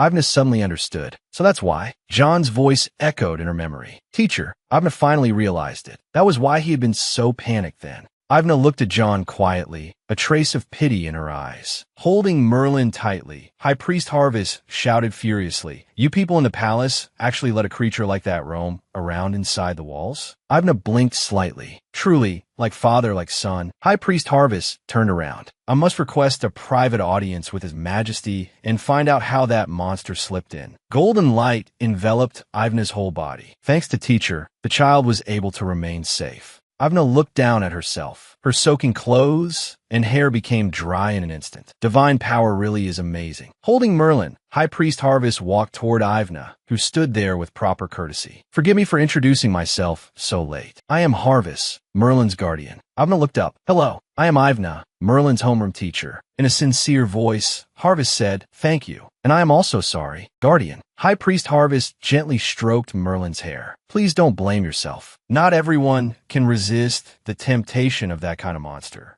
High Priest Harvest looked down at Merlin in his arms. "We owe you a great debt. From now on, if it's about the kindergarten or teacher Ivna, I will agree to it." Ivna spoke up. "Guardian, the monster you saw." John showed a faint smile. Ivna's thoughts raced. If that's really the case, then maybe the side stories about the saint I've read might contain something helpful. John's voice rang out. "Teacher, why are you smiling like that?" Ivna came back to her senses. It's nothing. That was the kind of dangerous smile only the heroine of a romance novel would have. I absolutely can't let anyone notice. High Priest Harvest spoke. Then I'll take the child back first. Holding Merlin, High Priest Harvest turned around, and Ivna quickly replied, all right. Please be careful on the way. Ivna gave a slight curtsy. I should be going too. If you feel even the slightest pain, please make sure to go to the hospital. John turned away. Thank you very much today. Sir is sad. John strode off. Ivna watched his back and let out a long sigh. I can finally breathe again. Ivna pressed a hand to her forehead. I need to get back to the children quickly. A voice called out, Ivna, why is Winster here? Who is calling me by my savior's name? Ivna whipped around. A man in a dark suit stood in the light and shadow. He smiled faintly. It's you. Sunlight streamed through the arched windows, spilling across the splendid mansion. Ivna, Winster. Ivna's expression turned cold. She stood there silently. A man approached, his tone icy. So, Hadness, Marquis Hadness really has seen you, and you still have the nerve to show up here? Ivna tilted her head up to look at the man. Long time no see, brother, but there's something I need to make clear. I've always been here. You didn't find me. You appeared on your own. The man took a step forward, his footsteps echoing through the hall. You become bolder than the last time we met. Ivna folded her hands in front of her and asked calmly, what? Are you going to hit me? The man roared. Have you gone mad? He raised his hand and slapped at Ivna. Ivna shut her eyes and braced herself, but the expected pain never came. There was a flash of light. A sword had appeared between them, blocking the hand before it could come down again. John held his sword. There certainly are a lot of pests in this greenhouse. The man stared at John in terror. Didizat, Lord John. The man's voice trembled. Why are you here? John's smile was gentle. More importantly, what exactly is going on here? John's eyes were cold. I'm here to exterminate pests. It seems one is clinging to your arm. John smiled. Shall I crush him for you? John moved as if to cut off his hand. The man collapsed to the ground in terror, the pressure making his throat produce strangled sounds. No, John asked. Teacher, are you heading back? Ivna answered, I still have to take the children back. John lowered his gaze. I'll escort you. Smiling, John extended one white-gloved hand. After hesitating for a moment, Ivna gently placed her hand in his palm. Ivna smiled faintly. Then I'll gratefully accept. Thank you. On the street, colorful banners fluttered and merchants' tents lined the road. Ivna walked through the marketplace, deep in thought. What should I use instead of felt cloth? Ivna held a list in her hand. Oh, are they arguing? Voices were raised ahead. A merchant was confronting a tall, black-haired man. Get lost. Ivna hid behind the tall man and listened in. She couldn't hear clearly at first. Great Duke Caden Hildebrand? Why would the Great Duke be here? The merchant was agitated. How many times have I told you? We're a legitimate business. We don't deal in slave trading. Those words hit like a thunderclap. Slave trading? Ivna's pupils shrank. Caden's expression remained cold. I'm only here to buy a gift for my wife. The merchant refused to back down. Unless you bring your wife here, I won't believe you. He pointed at Ivna. Is that woman behind you your wife? Ivna stiffened. Oh no, I wasn't trying to eavesdrop on purpose. Hello. Ivna stood awkwardly between the two men. Caden glanced at her. Ivna was at a loss for words. Well, Caden put an arm around Ivna's shoulders. That's right, she's my wife. A blush spread across Ivna's face. The merchant looked the two of them up and down. Damn it, you're dressed so well, but your wife's clothes are in tatters. Ivna clutched her purse tightly. What a jerk. Damn it, I can't even deny that. Caden's expression darkened. Even the great Duke himself was left speechless. Then he suddenly gripped Ivna's shoulder. Not only were you staring at my wife right in front of me, you dare speak to her so rudely as well. Caden lowered his head. My dear, I'm hurt. Ivna's whole body went rigid. He continued to Ivna. This dress was bought for you by father. Did you forget? Both the merchant and Ivna froze. Then inspiration struck Ivna. Right. It was a gift from father. He bought it for me despite being ill. Caden asked in a low voice, my dear, shall I kill him? The merchant waved both hands frantically. And no, that's not what I meant. Ivna quickly shook her hands. No, my dear, that would be too much. Suddenly, an angry shout came from the distance. Hey, what are you doing over there? Run, it's a raid. The merchant panicked. What? Damn it, we're finished. Run. The merchant turned and fled, shoving through the crowd and disappearing around the corner. Caden released her. Looks like they'll have to relocate again. Caden asked, Teacher, are you all right? Ivna lowered her head apologetically. Sorry, I was just curious, so I kept watching. But tell me, were they really selling slaves? Ivna lowered her voice. one hand near her lips. If it's just confidential information, I'm very good at keeping secrets. Caden countered. If it's confidential, shouldn't you pretend you know nothing? His eyes shifted slightly. As you heard, slave trading has been taking place in secret lately. Ivna covered her mouth with both hands. Those lunatics. Caden's expression turned grave. And not only that, they're using magic crystals as their currency. Magic crystals? Ivna looked puzzled. Those are mined in the ducal territory. They were used in magic tower construction, right? Caden leaned closer and lowered his voice even more. Does it feel more like a secret now? Before rumors spread that I'm backing slave traders, I have to crush them with my own hands. Caden seemed to come to a realization. You're right. If or from Hildebrand is being misused. Ivna clasped her hands together, looking tense. Eliminate them all? What do you mean by eliminate? A murderous intent surfaced in Caden's eyes. Exactly what it sounds like. Ivna cleared her throat. I suppose this is a bit too complicated for me. Caden lowered his head. I merely answered your question. Teacher. The corners of Ivna's lips curled up. Well said. Damn it. This damn curiosity of mine is going to get me killed someday. Caden's lips curved. You're quite interesting. Ivna came back to herself. What? What did you just say? Caden adjusted his collar. Nothing. A mother cupped her hands around her mouth and shouted, Hey, madam, please don't push your carriage forward. That day, sunlight shone on the academy spires. Another mother bent to her child and warned, Understood, Violet? You must be chosen. The road to school was far noisier than usual. Ivna stood among the crowd, holding a list. She looked somewhat bewildered. Ivna's green eyes widened slightly. She murmured softly, Is His Majesty really this free? Ivna looked at Beghid. Beghid said to Martian, that role will be yours no matter what.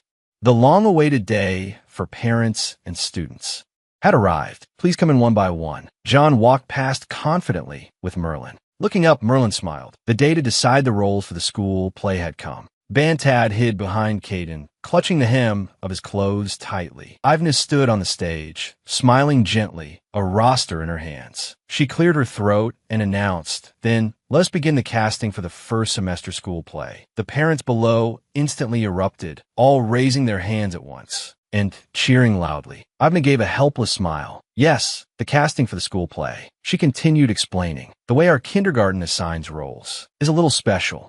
For the children, it may just be exciting.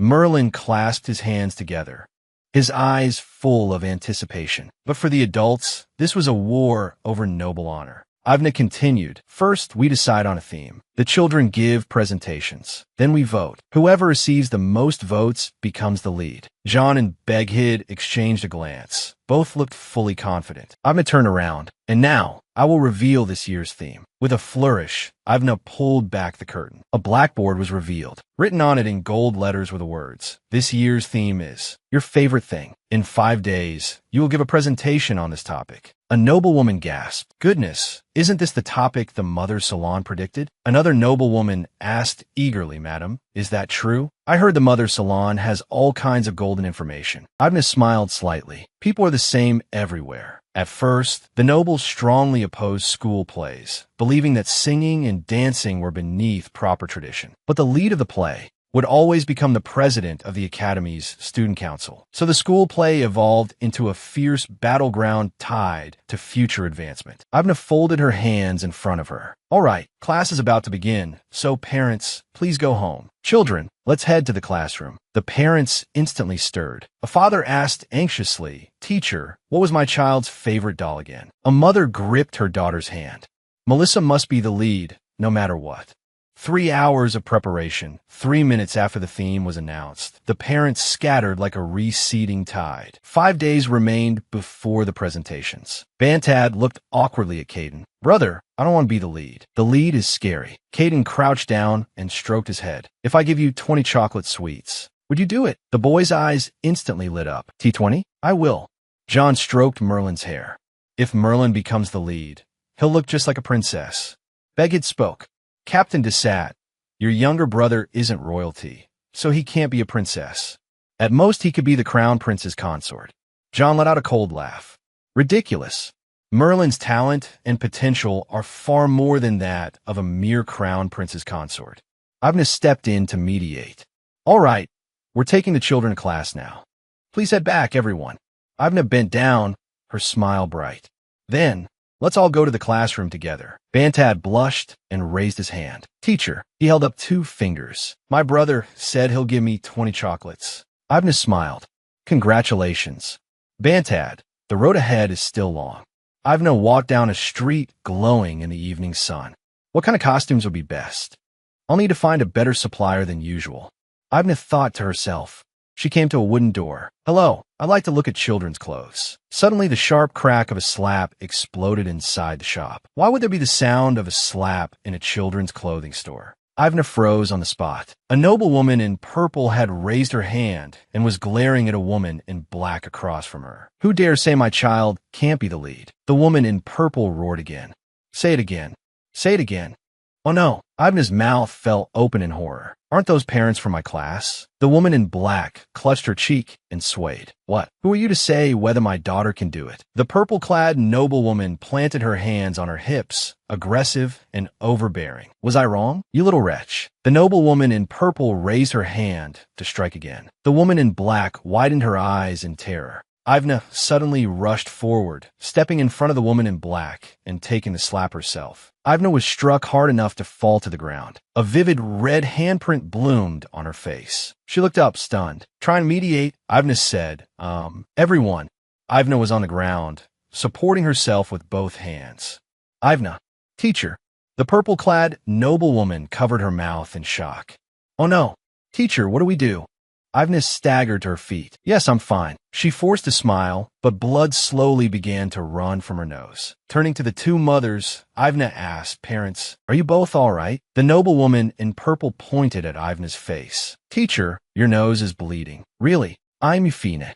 Ivna wiped the blood away with the back of her hand. But what should have been a joyful school play had turned into a reckless competition, into a battlefield spiraling out of control. Perhaps we should consider canceling this event. Both mothers panicked. Teacher, no. My son has to become student council president. Teacher, please. Ivna closed her eyes, her smile gentle. Are the 2 of you still going to keep fighting? The 2 mothers suddenly came to their senses, clutching each other tightly. No, no more fighting. We've made up. Ivna nodded. Good. This is an event the children are looking forward to. We can't cancel it because of an accident. They clung to each other fearfully and answered in unison, yes. Of course. Ivna turned away. Well done. I'll be going now. Make sure to get along. The 2 mothers dropped to their knees, responding over and over. So this must be why the children have been so obedient after coming back from kindergarten. Ivna pushed open the door and pressed a handkerchief to her nose. Phew. I am exhausted. Handling even 1 parent is tiring enough, let alone so many. I even got hit. I just want to go home and rest. But I have to find a new supplier today. Ivna stopped in her tracks. The wooden door creaked open. Standing in the gap, Ivna stared. This place. This is where I once shouted my dear at Great Duke Hildebrand. I heard they were selling slaves here. Has the cleanup not been finished? Why is the door still open?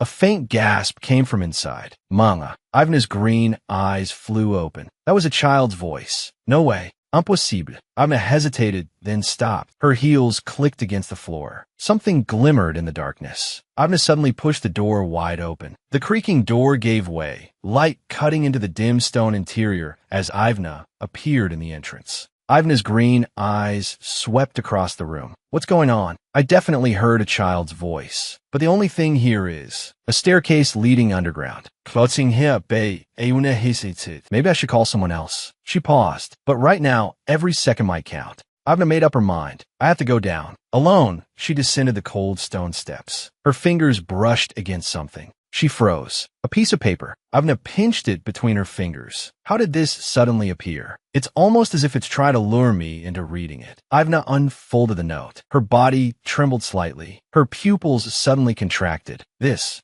is... Ivna unfolded the paper with shaking hands. On it was a complicated ash-like symbol. The temple's ash. Just in case, I'd better keep it. Ivna continued down the stairs, covering her nose and mouth. She called out, Is anyone there? The air was thick with the smell of blood. Ivna's breathing faltered. She looked up. Rusted chains and shackles hung from the walls. Ivna covered her mouth, her whole body going rigid. No way. Blood-stained shackles trailed across the stone floor as well. The sound of Ivna's footsteps echoed down the passage. Ahead stood a dark figure.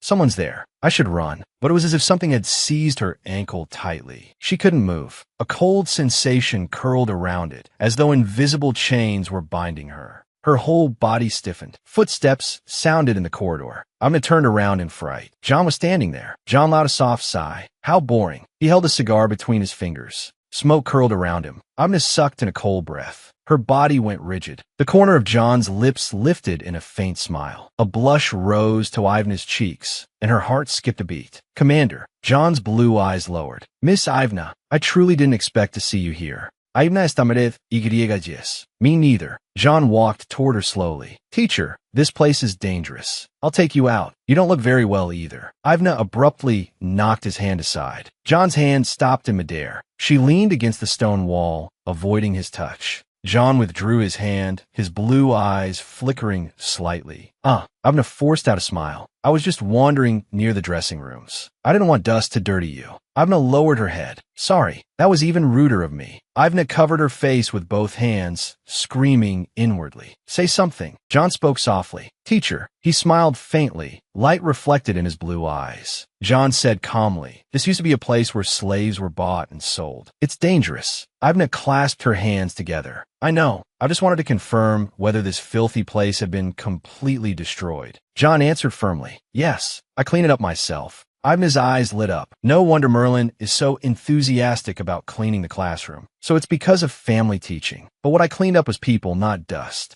Ivna smiled brightly. You cleaned up those evil slave traders. So that's why this place turned into ruins. John closed his eyes, the corners of his lips lifting into a gentle but unsettling smile. Don't say that while smiling.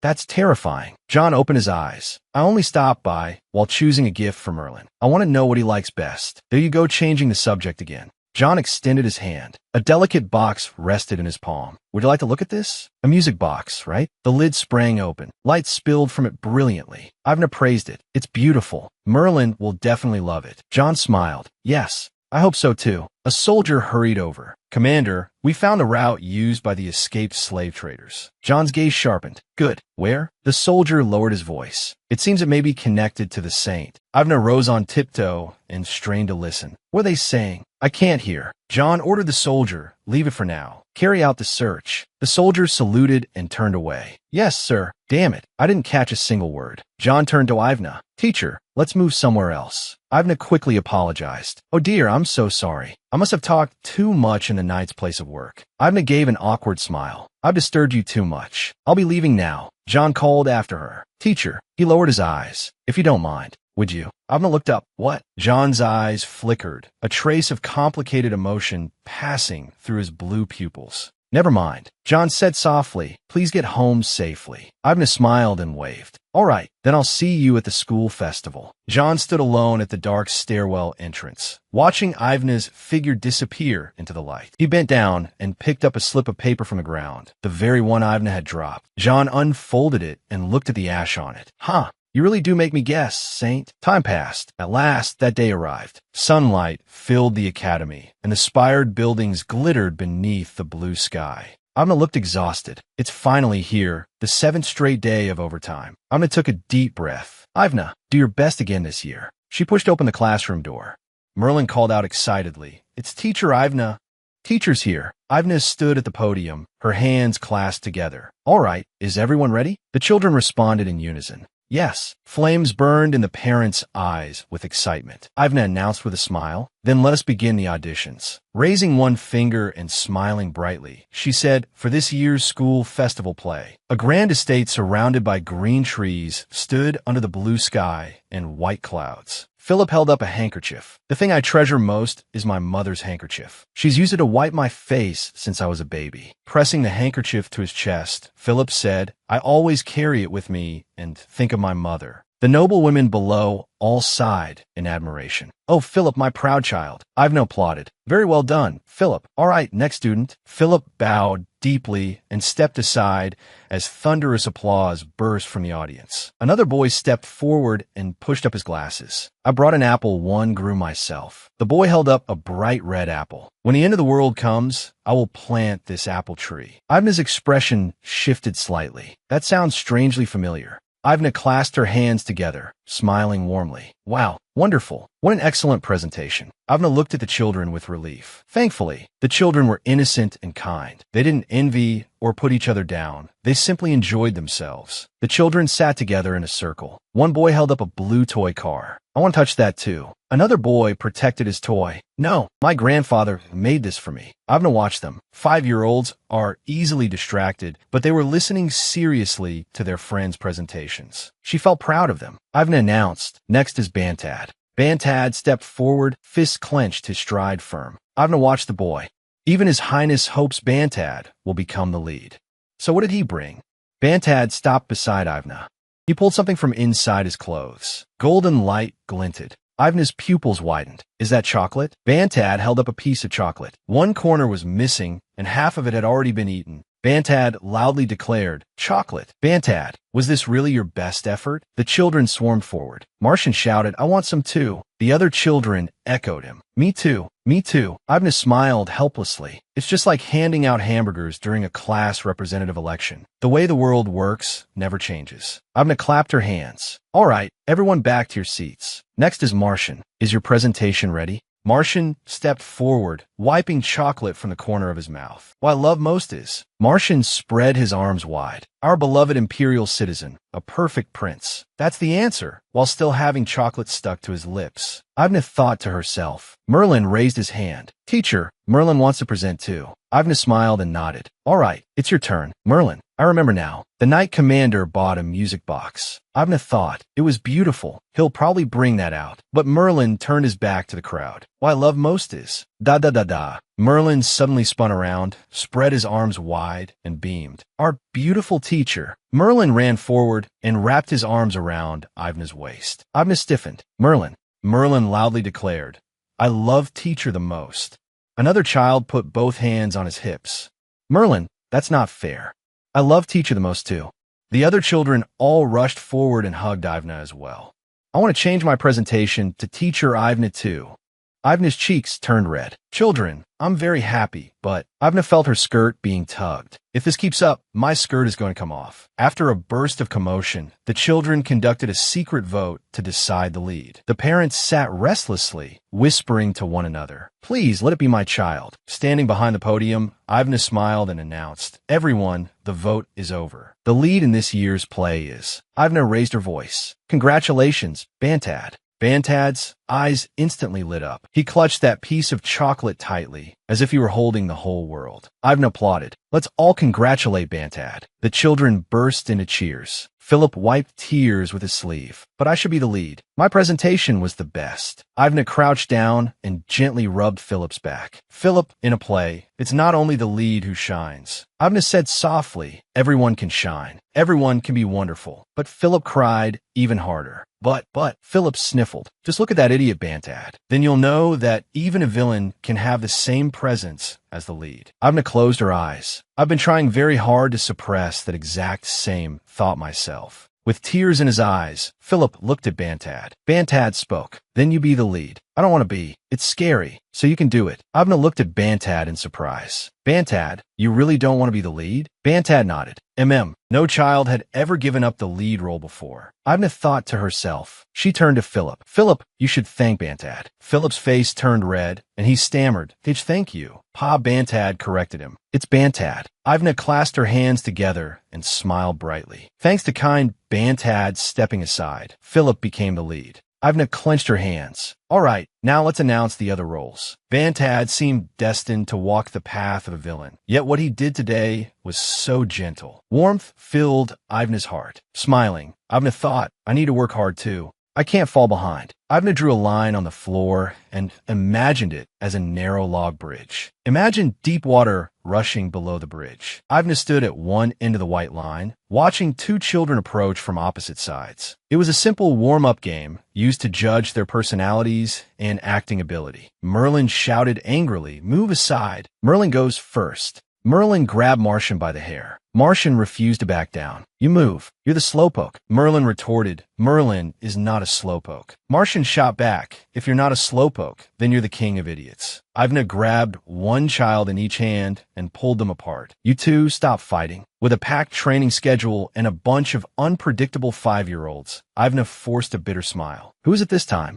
Ivna heard a soft laugh and turned around. Aristi was covering her mouth with one hand, her eyes glittering. Aristi, stop, Bantad. We meet again. Bantad. Aristi is here to avenge the loss of the lead role. Bantad looked confused. I just want to go through. Ivna watched them from afar. They won't start fighting, will they? Aristi suddenly turned and said, look here. Aristi spread his arms. This is Bantad's favorite chocolate. Aristi's eyes sparkled, but Bantad couldn't see it. Bantad looked in confusion at Aristi's empty hands. But there's nothing there. Aristide, impossible. This is chocolate only good children can see. He demanded, could it be that Bantad is a bad child? Bantad's lips trembled. His eyes reddened as he lowered his head in grievance. Aristi stretched out his hand. Take this and then get out of my way. Bantad sniffled with his head down. Ivna watched the scene. All right, Bantad is a good child. He's in training, Bantad. Aristi grabbed Bantad's hand. Great, then please move aside. Bantad hesitated. Aristi pivoted on his toes and tripped Bantad. Bantad fell hard onto the floor, crossing over the white line. Aristi walked straight past him. Lying face down on the ground, Bantad cried, Teacher, I fell into the water. Ivna immediately rushed over. Oh no, Teacher will save you right away. A man stood outside the door, quietly watching the scene. The man's voice was low. Good heavens. At this rate, how can we not worry for the future of the empire? Ivna hurriedly defended herself. Please don't say that. It's perfectly normal for children this age to fall down. Supporting Bantad, Ivna said, this is a normal part of growing up. Your Majesty. Ivna's words stopped short. She suddenly looked up. Wait, a figure loomed over her. Short red hair, a splendid royal uniform. It was Beghid. Looking up at him, Ivna said, Your Majesty, why are you here? To avoid causing commotion, Ivna pulled Beghid outside. Then she abruptly stopped. Your Majesty, why have you come to the kindergarten? Beghid looked down at her. Teacher, you have quite good arm strength. Beghid looked impressed. You have talent. Have you considered joining the Emperor's Imperial Knights?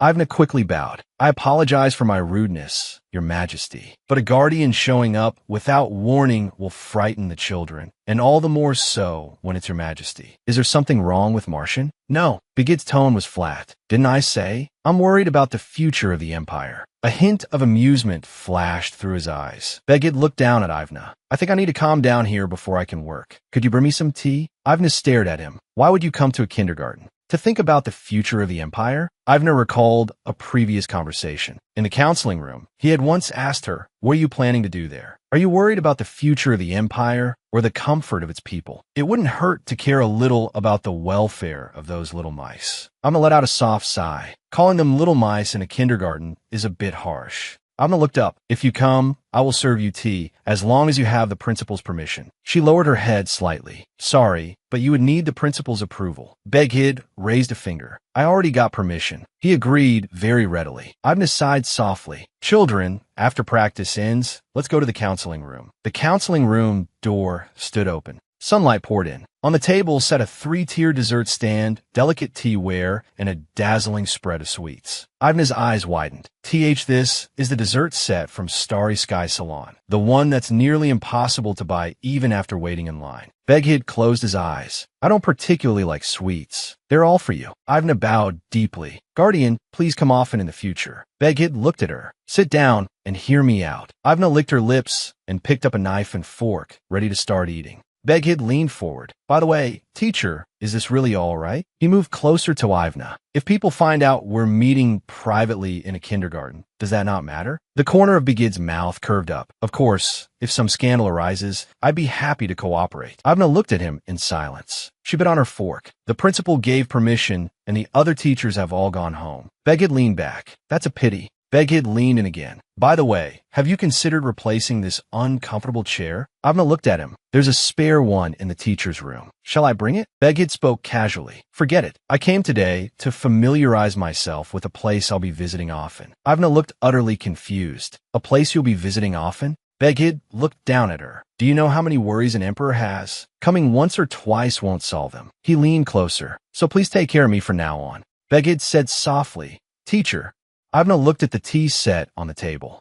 It wouldn't be good to ask the principal to throw him out now, would it? Teacher, you really know how to joke. The cry of a crow cut through the sky, sharp and harsh. Teacher Felina collapsed, startling Ivna. A female teacher rushed over. "Teacher Ivna, the invitations for the school festival are full of typos." Ivna was instantly surrounded. "The uniform workshop says they can't deliver on time. What do we do?" "The order of the program cards is wrong too." Ivna felt utterly drained in body and mind. She wanted to just collapse here, in some completely legal, labor protection-approved way.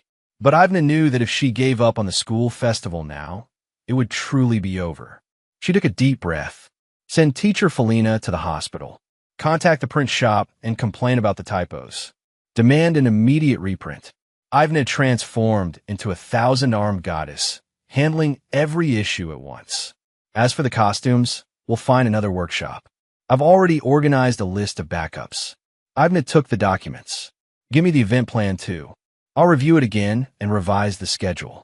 The other teachers looked at her with admiration. Teacher Ivna is amazing, as expected of one of the founding members of Rondell and the living symbol of the kindergarten. Ivna's eyes were firm. That's right. Let's not surrender to overwork. Forward toward the school festival. Ivna raised an arm and shouted, "Everyone, let's work hard for the school festival." Time passed amid a string of misfortunes. The kindergarten building basked in the sunlight. School festival banners fluttered in the wind. A splendid carriage came into view. Another teacher ran over to report, "Teacher Ivna, the loudspeaker has been set up." Another teacher asked, "Teacher, are you ready too?" Ivna took a deep breath and stepped toward the podium. Yes, Ivna stood at the podium, holding a glowing crystal orb in both hands. Her voice was amplified through the crystal sphere. "Thank you all for waiting patiently. The lights will soon go out, and the hall will grow dark. Please watch your step." Ivna continued broadcasting. "Please move in an orderly manner." A parent pleaded with the painter, "Painter, when my child appears, please make them look especially good." The painter replied confidently, "Don't worry. I've painted this kindergarten school festival 4 times already. Young Master Sherry is the first one, right?" 2 noble women chatted. "Yes, he's even been practicing dancing at home. Children's stamina really has improved a lot." One mother looked full of expectation. "Our child, goodness." A spotlight shone down onto the center of the stage.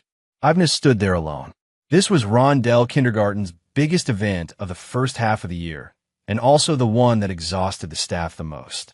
This stage had been built from the blood, sweat, and tears of everyone involved. Holding the crystal orb, Ivna said, "And now let us begin." Ivna smiled. The school festival of Rondell Kindergarten. The great doors crashed open. A figure clad in heavy armor rudely interrupted the opening of the celebration. A fully armed knight strode in, metal clashing loudly. Ivna's smile froze. "Why are knights from the Grand Temple here?" The knights advanced in formation and surrounded Ivna in the center. "Wait, this is a kindergarten. Why are there armed soldiers here?" The lead knight's voice was cold. "Ivna, Winster." The cold tip of a spear was aimed at Ivna. It gleamed with a frigid light. The knight declared, "We have received critical intelligence. You're a black mage. Please come with us." Ivna's pupils shrank. What do you mean by this?" Whispers spread through the crowd. "Those are the saints' personal knights." "What's going on?" "A black mage?" Ivna protested. "I don't even know what black magic is." "What are you doing?" Her voice trembled. "An accusation? That's absurd. The saint personally identified you." Ivna's face instantly turned pale. The crystal orb slipped from her hand. Knight Lillian's voice sounded out. "My lady, please cooperate with detention and investigation." 2 knights seized Ivna and took her away. A purple orb of magical power rolled across the floor. Ivna's face flushed red. "I'm not some black mage." A guard in heavy armor gripped Ivna's arm. Another guard coldly ordered, "You can tell that to the saint." "Move." The children whispered among themselves. "What did he say? What happened to Teacher Ivna?" Ivna lowered her eyes, face pale. Ivna looked up at the guard. "If the children see me dragged away like this, they'll be frightened. I'll walk on my own." Ivna was held between 2 guards. The guard's voice was emotionless. "That's none of our concern, miss. Who knows whether you try to run?" Ivna lowered her head weakly and let out a sigh. Merlin poked his head out from backstage and watched Ivna being escorted away by the guards. "WH what?" Merlin panicked and shook Martian. "Hey, Martian, you're sick. Go get teacher." Merlin clutched him tightly. "They're people from the temple. You have to go." Merlin stamped his feet in anxiety. My dad went very far away to get treatment, and my brother said he's busy too. Bantad stood in the doorway, unease in his eyes. Bantad looked up. Caden was standing there with a luxurious sapphire brooch pinned to his collar. Bantad looked up and asked, "Brother, where's teacher?" Caden's lips tightened, and he said nothing. Ivna sat alone in a cold cell. A dim ray of light shone in through the barred window. Rubbing her temples, Ivna muttered, "My head hurts." The torch on the wall crackled. It lit up the prison chamber. A guard opened the cell door, and Lillian walked in. She waved a hand before her nose. "Can't this place at least be cleaned? It's so irritating." The guard immediately bowed. "Saint, I'll take care of it at once." Lillian raised a hand to stop him, a slight smile on her lips. "Oh, my sister." Lillian walked toward Ivna. "It seems your journey has been difficult." Ivna looked up at Lillian. "Lillian," Ivna met her eyes directly. "Let's stop beating around the bush. You say I'm a black mage. Even if that were true, how dare you treat a noble woman like this?" Ivna paused. "You don't seem afraid at all, Lillian." Lillian gently touched her cheek. "I came because I was genuinely worried about you, sister." "And what do you mean by noble woman?" Lillian's gaze turned icy. "Someone like you still being called Winster is unbelievable. A few days ago, I discovered another talent, and father was very pleased." Lillian looked down at Ivna. "You still don't have any talent at all, do you? How pitiful." Ivna kept her hands behind her back. "Didn't I just defeat a monster?" Lillian looked down at her. "But there's no point bringing that up now. What matters most now is..." Ivna turned her face to the side and forced a smile. Thinking about it carefully, "Lillian, is there any chance you've mistaken something about me being a black mage?" A stiff smile hung on Ivna's face. "You've always been quick to misunderstand people, haven't you? Just like when you played the role of the real daughter of our family." Lillian turned around. "What did you say?" Her expression froze instantly. "What did you just say?" The smile vanished from Ivna's face. "Let me ask you, does your name want to be entered into my mother's family registry?" Ivna pressed on. "You wanted that so badly. Haven't you gotten it yet?" Power erupted from Lillian's body. She screamed, "That's impossible." Ivna watched Lillian lose control with icy eyes. Lillian clenched her fists. "No, that's not right." The torches burned against the stone wall. Lillian's voice echoed. "Thank you, sister." Lillian smiled. "You're just as arrogant as ever. Now I can interrogate you about why you're a black mage without the slightest guilt." A faint smile appeared on Ivna's face. "What are you smiling at?" "Fearless," Ivna replied. "Investigate all you want. Let's see whether you can find even a speck of dust on me." Lillian pulled out a piece of paper. "This paper, do you remember it?" Ivna's pupils contracted. "What?" Ivna's memory was torn open.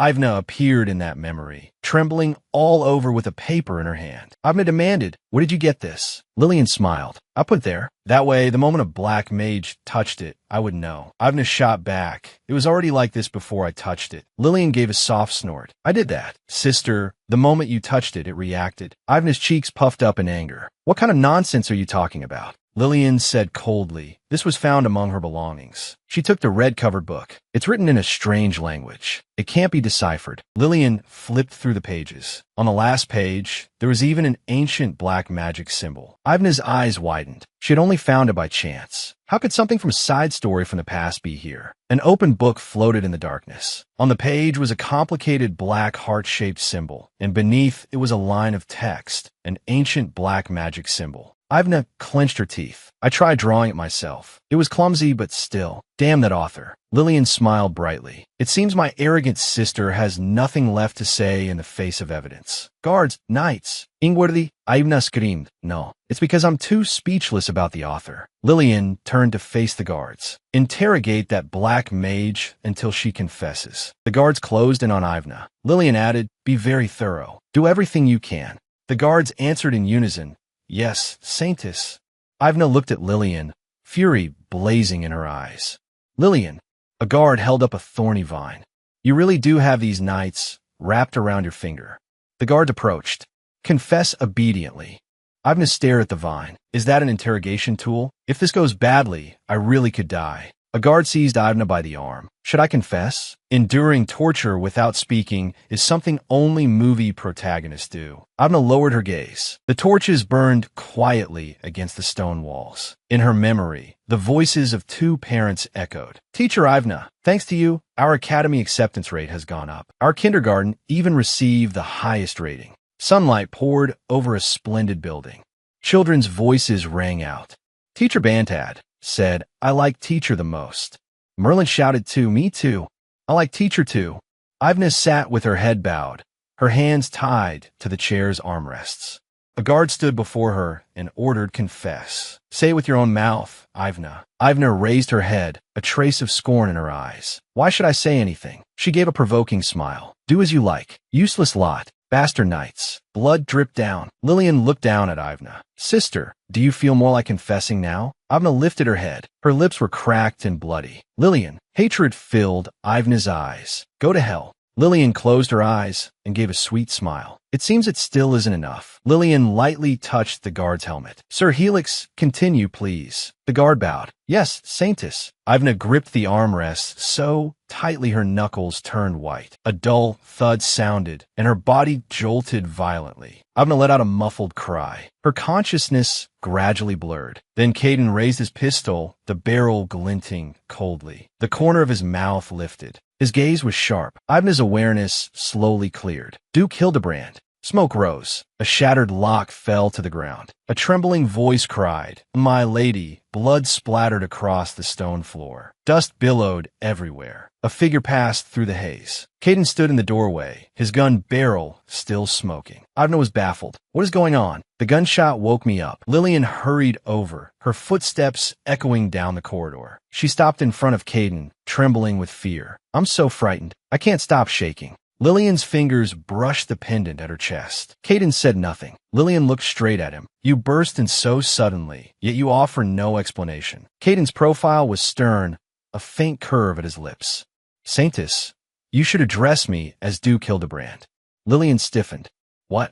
Lillian took a step back. I was only carrying out the Saintus's duty. Caden advanced slowly. Saintus, in the course of taking Ivna Belchester into custody, we discovered traces of illegal magitech. Lillian's eyes widened in alarm. What are you talking about? I don't understand at all. Caden said, the restraints you used to bind Ivna Belchester have been confirmed to be counterfeit illegal magitech. Lillian turned to the knight behind her. He trembled all over. Saintus, when I bought those restraints, I was told they were genuine. Caden looked down at Lillian. Therefore, you must come with us for questioning. His tone was icy. Saintus Lillian. Lillian lifted her chin, her voice rising with a tremor. This is the temple. If you take me away, the goddess will be enraged, Duke. You're mistaken. Caden slowly raised his gun and pointed it directly at Lillian's forehead. Is that so? He pulled the trigger. A gunshot rang out. The bullet grazed Lillian's cheek and struck the wall behind her. Lillian collapsed to the floor. Caden lowered the gun and turned toward the woman sitting on the ground. Ivna said weakly, Duke Hildebrand, why are you here? Weren't you supposed to be watching Bantad's performance? Caden looked at her. I've never believed in gods. A button from his opened clothing fell to the floor. It made a crisp sound. Caden lifted Ivna into his arms. Are you all right? Ivna leaned against his chest. I feel like I'm dying. Caden's eyes turned cold.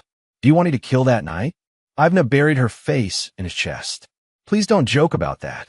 John's voice rang out. Saintus Lillian. Lillian turned and saw Sir John de Sat. John's expression was severe. Because you acted on suspicion alone, the high priest is very angry. John turned to leave. Take care of yourself until we meet again. Lillian's eyes flickered. John's voice sounded again. If you fall ill and hide away, it will be troublesome. Then he walked off. John looked over and said, Teacher, Ivna wore a faint, embarrassed expression. Guardian, do I look a bit of a mess? She continued, but I'm really not a black mage. I'm just a pitiful person who got tortured. John's gaze sharpened at the word tortured. He clenched his fist. Sir Helix, we'll hear your story later. John held out a hand. Caden turned away while carrying Ivna. Teacher's condition comes first. John asked, do you think I'm foolish enough to leave someone who's been tortured here? Ivna's cheeks flushed. I think I'm fine. John answered firmly, you are not. Teacher, what you need right now is healing magic. He added, there's a doctor waiting outside the temple, Caden. Caden looked suspicious. A doctor of unknown origin? Caden explained, you can't use holy healing on someone who is whipped by holy power. Ivna muttered softly, wouldn't some disinfectant be enough? John's tone allowed no argument. In the time we've spent arguing, I could already have healed her. Stop wasting time. Caden finally relented. Fine. Caden loosened his hold and gently set Ivna down. John crouched down. A soft golden light shimmered from his palm and spread over Ivna's body. Caden turned his head and glanced at the knight cowering in the corner. The knight trembled in fear. Caden muttered, disgusting. I don't know anything. The knight waved the thorned whip, a sick smile on his face. His voice shook. I just picked this up off the floor. Damn, it's obviously an unregistered weapon. A blue-haired soldier stared at the scene before him. What is this? That light is even stronger than holy power. Brilliant golden light shone from John's palm, instantly filling the whole space. When the golden light faded, every wound on Ivna's body had disappeared. Have I finally died? Is this heaven? Ivna slowly opened her eyes. John was holding her. Teacher, you mustn't pass out. Why is there an idol group here? Their luck is terrible, getting caught by the captain. Caden pressed a purple-haired soldier's head down. Quiet, there's a patient here. Guardian, who are those people? John explained, they're soldiers from the Magitech Administration Bureau, under Duke Hildebrand. Just a bunch of slackers. A blue-haired soldier leaned toward the purple-haired one. The purple-haired soldier opened his mouth in terror. Help. Caden asked the blue-haired soldier, Jaden. What is it? Jaden looked at the purple-haired soldier. Hey, this guy's face looks really familiar. Where have I seen him? A bar? A restaurant? No. The purple-haired soldier struggled to move away. A glimmer flashed through Jaden's eyes. Jaden pointed at the purple-haired soldier. Captain, don't you remember him? Caden said, explain. Jaden excitedly said, it's that guy, you know. Jaden hurriedly explained. He's your friend. Caden bent down, examining the purple-haired soldier's face. I remember now. The purple-haired soldier's pupils suddenly shrank. Tears burst from his eyes. He's a deserter. He used to be a deserter. The courtyard erupted in commotion. Crows cried out as they crossed the night sky. John, holding Ivna, looked puzzled by the word. A deserter? A black-haired soldier spoke up. Oh, I remember now. The one who got drunk, beat up his comrades, and ran away. Jaden nodded. That's right. His name is George. No, Jones. Crick Jones. Jaden stared at Jones. It's him. Headquarters nearly went mad, trying to catch this bastard. We didn't sleep for 4 whole days, while he was living comfortably. Jones trembled all over as tears rolled down his face. We crossed mountains and rivers, and you were hiding in the temple. What a sly rat. Caden said, Saintus, you brought back filthy trash. Jones roared, Saintus, I gave you everything I had. Lillian's expression remained cold. Do with him as you please. His affairs have nothing to do with me. Jones screamed in terror. Saintus, spare me. Jaden knocked Jones unconscious with one blow. Stop wasting your breath. Get some sleep first. You have a lot to explain to us. Ivna turned to John. Guardian, that person was. John continued gently healing her. Sorry, it's too noisy. He lowered his head to look at Ivna in his arms. The emergency treatment is finished. Teacher, get some rest. We'll take care of the rest quickly. Ivna's cheeks reddened. She replied softly, thank you. Then she closed her eyes in exhaustion.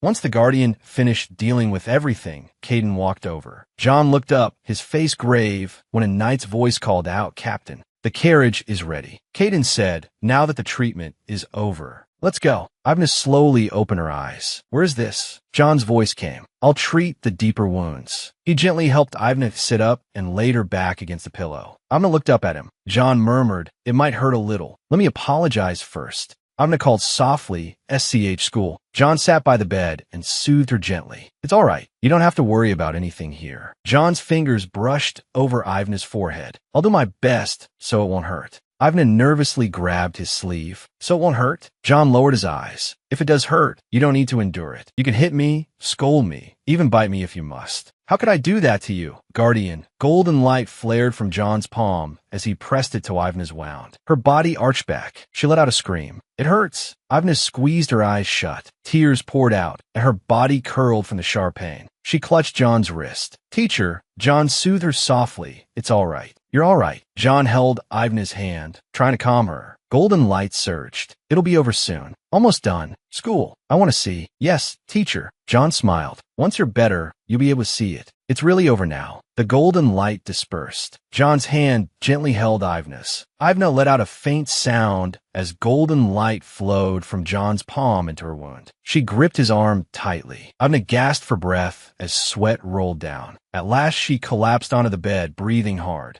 Her eyes were unfocused. John comforted her. Teacher, it doesn't hurt anymore, does it? Ivna slowly came to. This is Guardian. Ivna hurriedly explained, I really don't understand black magic. I only kept that book because I found it by chance and got curious. John gazed at Ivna gently. The investigation is over. Teacher, you are completely innocent. Ivna's eyes turned wet. Then, with a trembling voice, she asked, Then, I won't be whipped again, right?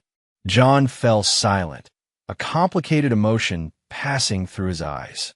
John said firmly, That will never happen again. Ivna grew angry. That bastard. I remember his face. I'll crush him. John chuckled softly. Teacher, you're very brave. Do you need my help? Ivna refused. No, it's all right. You shouldn't have to look at something that filthy, guardian. She looked around. Oh, but where exactly are we? John answered, In my room at the temple. Ivna felt the bed beneath her. And where I'm lying right now. John smiled. My bed. Ivna sat bolt upright. What? Panic-stricken, she stammered, I'm sorry. In your room, guardian, I'll leave right away. I'll go home at once. As she struggled to get out of bed, she accidentally fell to the floor. John reached out and stopped her. No. His voice was gentle. How could I let a patient leave? You must be hungry. I'll bring you something. Ivna's cheeks reddened. Igriegagis. My body still hurts. But Ivna's gaze fell on John's arm. Guardian, your arm is hurt. John glanced down. Oh. Sometimes stray cats sneak into the temple. I take in injured cats. I was probably scratched.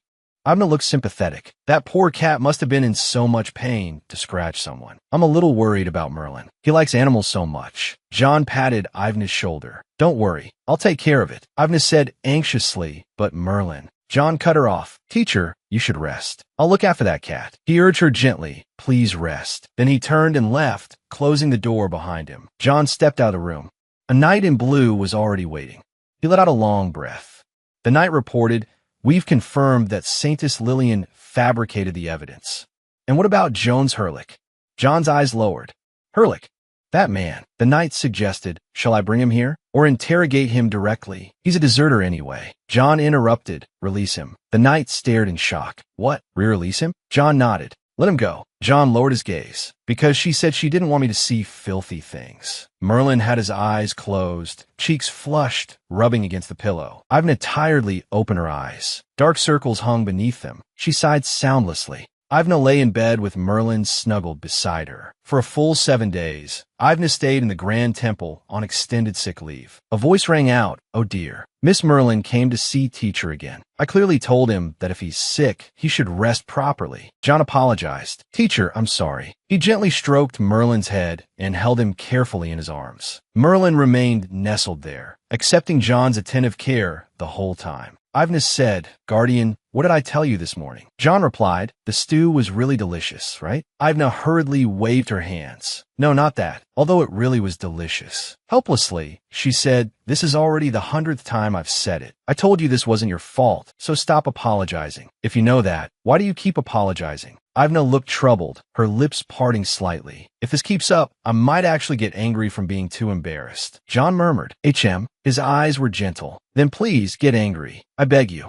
Ivna stared in shock. Huh? What? So that's your preference? John said yes. Teacher, you don't have to trouble yourself reading everything personally, but I thought you might be curious about how the royal family handled it. He handed a document to Ivna. Ivna said, thank you for sharing something this important with me. John smiled and shook his head. It's not important at all. John turned and lightly waved a hand. I'm only worried that reading such dull documents will worsen your condition. So the relationship really isn't that good. A maid entered the room. My lord, teacher's departure preparations are complete. I told you to take your time, but your diligence is the problem. The maid continued. Then while teacher changes clothes, I'll step out first. Ivna smiled. New clothes? The ones I came in would have been fine. John said, I can't let you go out wearing something so revealing. Then I'll go call for the carriage. Ivna hurriedly stopped him.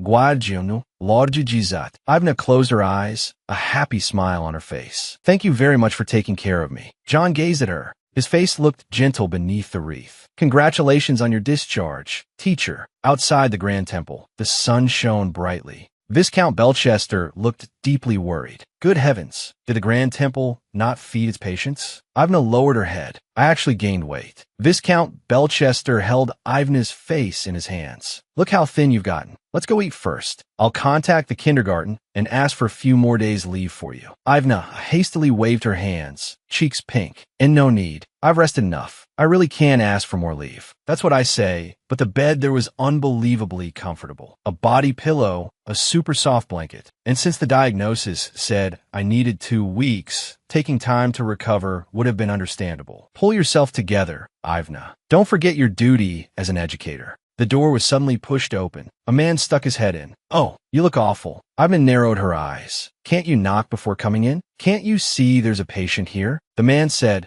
you have another visitor. The headmistress of Rondell Kindergarten. Your boss, right? Ivna's eyes flew wide open, her pupils shrinking. Headmistress?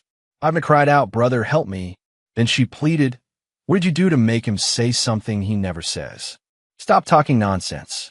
Quick, get some clothes out of the wardrobe for me. The headmistress set a gift box tied with a red ribbon on the table. I prepared comfortable home clothes and some tea that's good for recovery. Don't worry about the kindergarten. Rest a few more days. Ivna sat up in bed. And no, headmistress, you really don't have to go this far. The headmistress insisted, don't refuse. This is from the kindergarten staff and the Parents Association. She took Ivna's hand. You've worked hard. It must have been very hard, right? Headmistress. The headmistress said, oh, right. I heard in the end it was the Grand Temple's mistake. Ivna stiffened. A mistake? The headmistress nodded firmly. Yes, we received an official notice from the Grand Temple. How could they threaten our teacher in such a careless way? Ivna hurriedly waved her hands. And no, it's all right. Everyone makes mistakes. That's the secret to surviving in society. Pretend to be weak and kind. The headmistress looked at her. Teacher, you're always so kind. So after discussing it in the staff meeting, Rondell Kindergarten has decided to suspend volunteer teaching at the Grand Temple. Ivna looked stunned. What? Suspend it? The headmistress clasped her hands together, smiling brightly. Only temporarily. When she smiles like that, she's at her scariest. Ivna asked urgently, but at least the textbooks should still be delivered, right? A lot of the volunteers still can't read. The headmistress thought for a moment. All right, I think that would be acceptable, but only that. A voice came from outside the door. Ivna, 2 more visitors have arrived. Ivna turned her head. Visitors? A woman's voice rang out. Teacher Ivna, the moment I heard you were back, I rushed over. The woman's face was full of concern. Are you feeling any better? I was so worried I didn't sleep all night. Another woman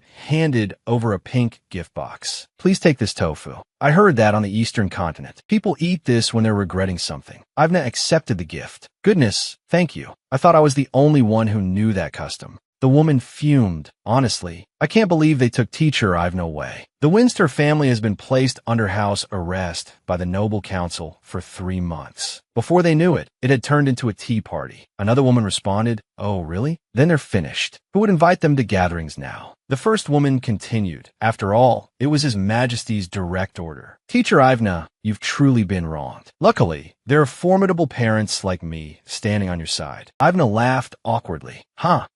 The woman leaned forward. So, teacher, our Parents Association has also decided to suspend donations to the Grand Temple, at least for the time being. The kindergarten building shone in the sunlight. Ivna remembered those 3 men, and their figures appeared in her mind. Looking at their faces, I bet the 3 of them were still brooding over the last school festival. At last, this year's school festival began again. The children ran excitedly. Their footsteps thudded. Drums pounded. Before the main performance began, the children would give a cheer performance. Merlin and Martian performed as the children lined up. They blew their horns. The children in the audience watched with shining eyes, their faces cupped in their hands. Full of expectation, Ivna held a glowing crystal ball, a gentle smile on her face. She raised it high, and now, the Rondell School Festival officially begins. Under the clear sky, inside the elegant school building, screams pierced the air.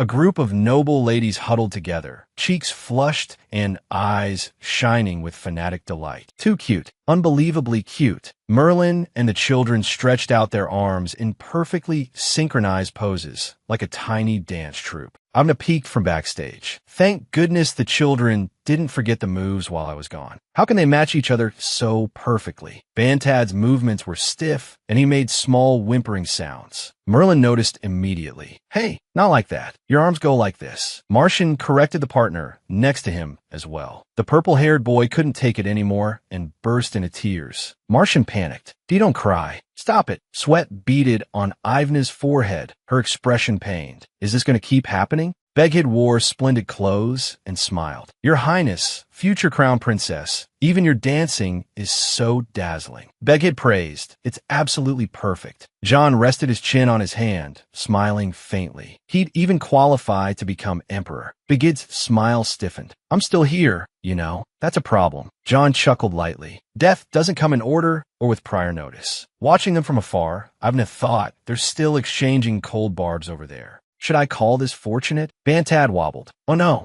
Ivna clasped her hands before her chest, looking tense. Oh no. Bantad. Bantad crashed heavily to the ground, his cheek pressed against the cold floor. Ivna looked at the fallen boy. It's okay to fall, but lying prone on the floor, Bantad remembered what he'd been taught. Don't forget what teacher always says. What's important is never giving up. Bantad sprang to his feet and threw both arms up in a perfect ending pose. Merlin and the other children struck their poses too. The stage glittered with light. Merlin spread his arms, basking in the glory of the moment. The audience erupted into thunderous applause, with cheers rising one after another. Martian gave a wink. Bantad made a heart with both hands. Watching from backstage, Ivna thought, where did they learn those ending fairy poses? Ivna stood to one side of the stage and smiled at the audience. What did everyone think of the children's first performance? I thought it was very cute. The audience cheered in unison. Parents, please take your seats again. It's dangerous to stand. The audience answered in unison once more.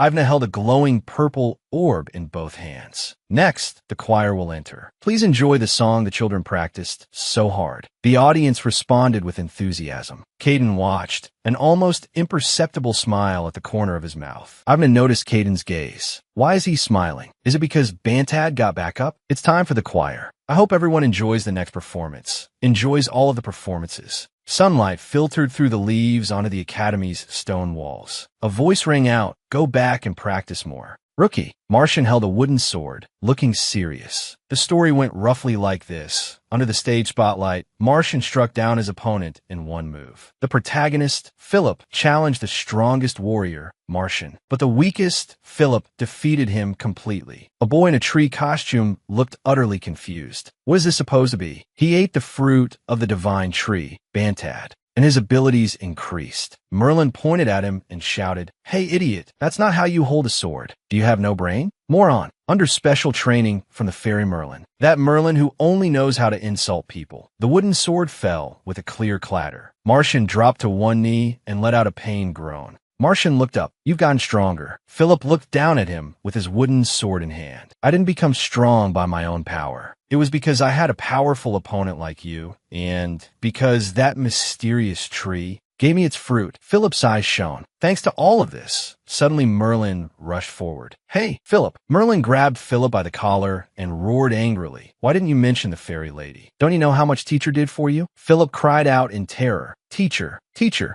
Ivna lifted the struggling Merlin up with both hands. A noble fairy doesn't grab people by the collar, okay? Philip is an idiot. Idiot. Ivna closed her eyes, suppressing a laugh, while Merlin cried and fussed in her arms. Streamers and confetti drifted slowly down as the performance came to an end. It finally feels real. I'm back. Back as a sunshine-like teacher. A voice called from outside the door. Teacher, Ivna. Two women looked dejected. Would life be happier if I lived like a sparrow? Yeah, then I wouldn't have to work. I could build a house without spending money. Most importantly, I wouldn't have to prepare a Children's Day event. Ivna touched her forehead and smiled in relief. The Empire has Children's Day too, just like other countries. Ivna jolted awake, gripping the documents in her hand. There's nowhere to run now. She stood up. Stop avoiding it. Let's start preparing for the event meeting. One female teacher suggested, can't we just go watch the puppet troupe like last year? Another teacher answered, I checked too, but their reputation is too good. They're on a continental tour right now. A female teacher pushed open the door. I'm looking into other venues we can reserve. Ivna turned around. Goodness, you're already having the meeting. The headmistress entered the room. Headmistress. The headmistress waved gently. It's fine. Everyone, please sit. Resting her cheek on one hand, she smiled broadly. I came to introduce our new assistant teacher. Teacher Fellerix. Please come in. One female teacher muttered under her breath. Fellerix? That's a man's name. Male teachers are rare. Another female teacher whispered, since he's strong, just make him do the heavy lifting. Use him as a mover. Ivna softly called, Teacher. Her memory flashed back to that person. That knew, a bolt of lightning tore through the darkness. A massive battle axe appeared. At the kindergarten, Ivna's pupils contracted, reflecting the cold gleam of the axe. Teacher. A man walked into the room with a pickaxe resting on his shoulder. Beneath his open shirt, his muscles were clearly defined. Sweat rolled down his cheek as he looked around in confusion. What's going on here? Ivna looked up at the man before her. A farmer? A lumberjack? Is he really a teacher?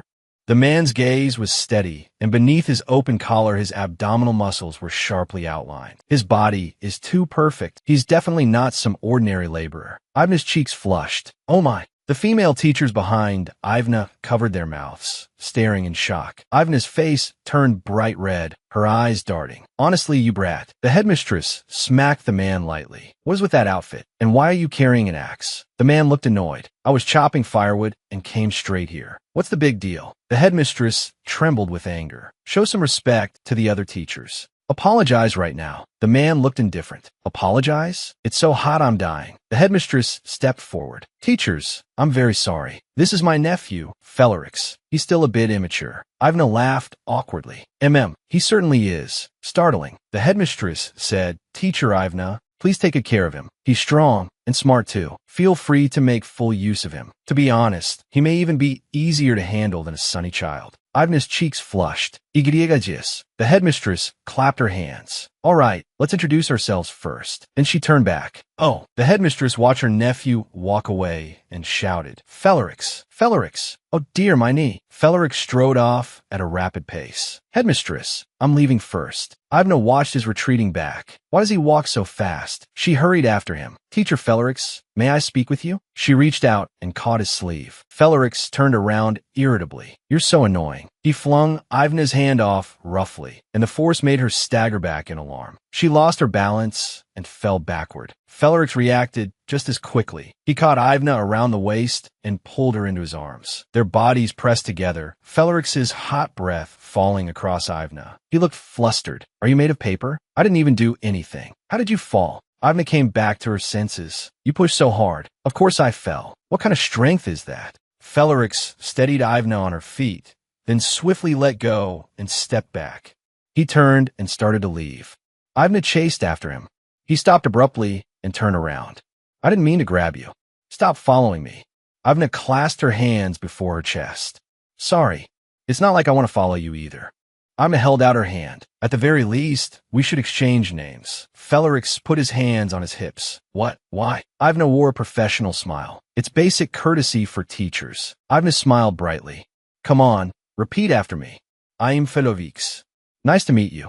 Felix looked annoyed. Why'd I have to say that? You already know my name. Ivna kept smiling. As I said, it's basic courtesy. The smile never left her face. Besides, I'm your superior. If you get along with me, your life will be much easier. Authority practically radiated off Ivna. Felix said nothing and looked down at the hand she was offering. Looking unwilling, Felix finally took it.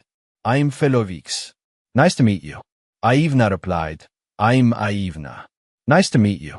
Felix asked impatiently. That's enough, right? Ivna stiffened in place. She was too stunned to speak. What? Ivna let go of his hand. Teacher Felix, I don't know how spoiled you've been since childhood, but Felix turned away. I'm leaving first. The next day, Ivna appeared holding a stack of documents. Teacher Felix, didn't you say you'd work overtime today? Felix didn't even turn his head. Did I? I don't remember. Teacher Felix, you promised to check the teaching samples with me. Felix waved a hand. Oh, the headmistress told me to run an errand. I'm going. Ivna watched Felix walk away. This man is definitely trouble. She put her hands on her hips, displeased. Especially since the moment he sees me, he runs off. At this rate, forget guidance. I can't even have a normal conversation with him. Ivna sighed. Forget it. I should go back to work first. In the sunset, the academy building was quiet and solemn. Ivna entered the office. Let's see. If I just finish this document. The door opened. Ivna looked up. Begid was already at the door. Teacher.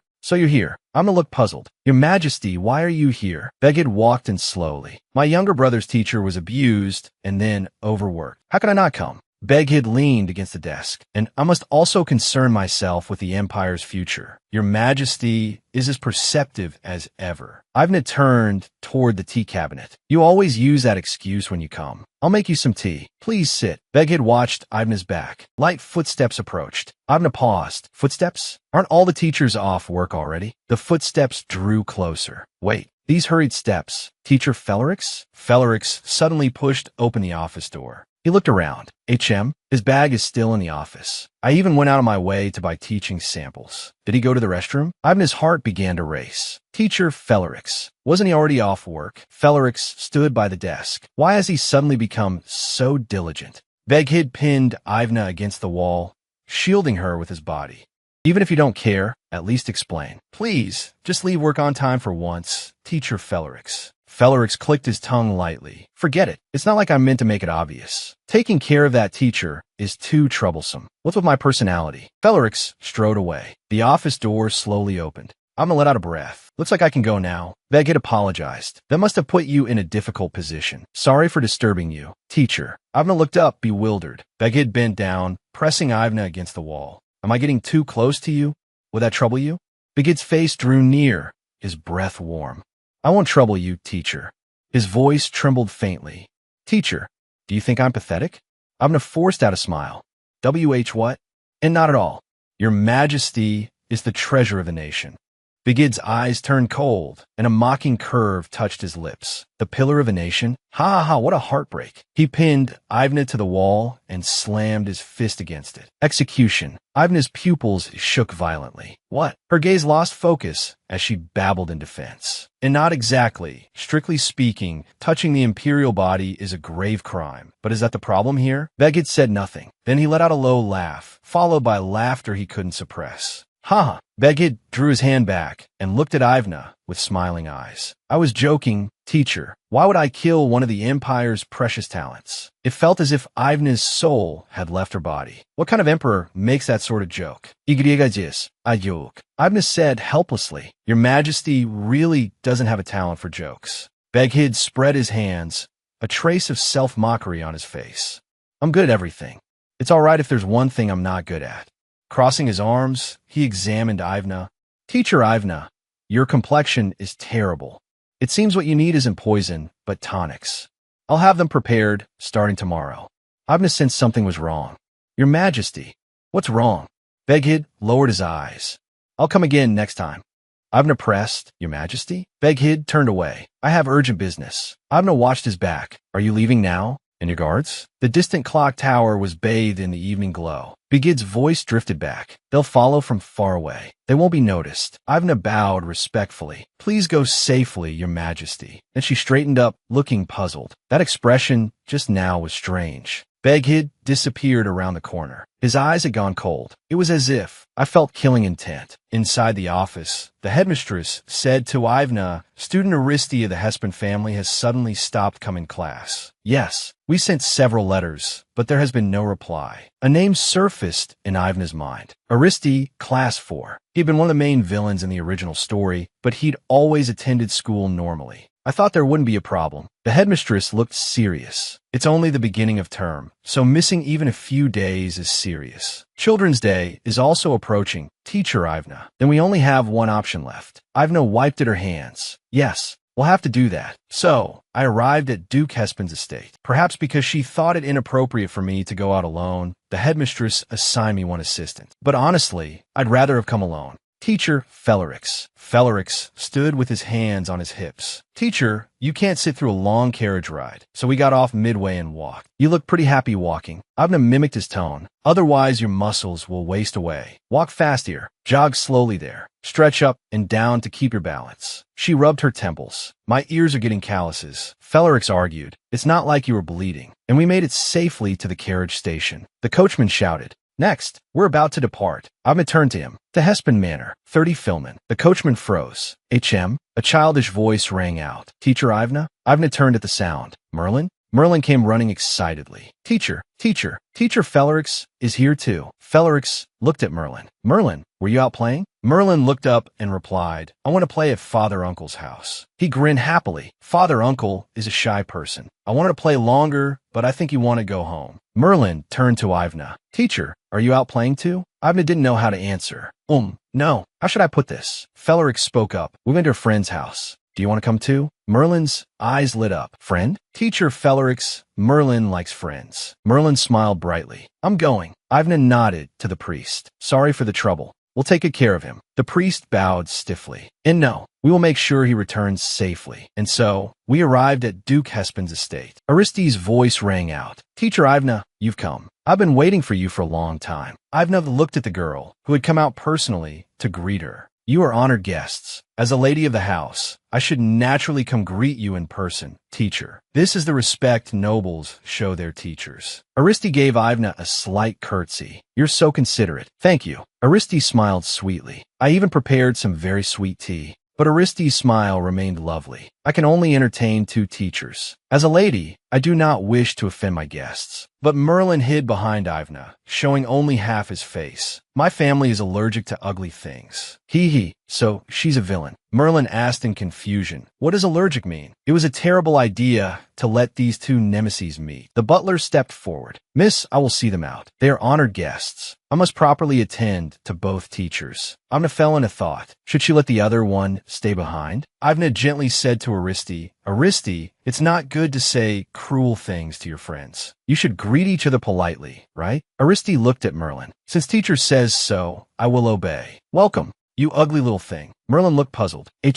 Merlin knew what ugly meant. The butler gestured the way. Teachers, the drawing room is this way. Feleric lifted Merlin into the air, and Merlin struggled frantically. Ivna could not help laughing. Ha. Yes, thank you. Aristide sat upright on the sofa. This is fragrant tea imported from abroad, teacher. Ivna picked up the teacup. Thank you, Aristide. You said your parents aren't home? Aristide lowered her eyes. Yes. Mother told me to entertain you properly. What a bother. Ivna smiled. You're very mature. You already know how to receive guests. Teacher also has something she wants to ask you directly. Merlin stuffed cake into his mouth, his eyes shining. Ivna set down her teacup, smiling gently. By the way, why haven't you been coming to school lately? Aristide looked at the cake. My cake seems a little strange. I'll specially reward that ugly thing with it. She pushed the cake toward Merlin. Ivna saw through Aristide's intention. She was avoiding the question. Ivna pressed on. Why aren't you going to school? Don't you want to go? Aristide fell silent, clutching the hem of her skirt tightly. Merlin chewed noisily, speaking unclearly through the pastry. Hey, Aristide, do you think school is a playground? Come when you want, leave when you want. You sound like an old man when you talk. Aristide glared at him. You're so rude. Merlin continued. Aristide, you're already shirking your responsibilities. If this keeps up, you'll grow ugly.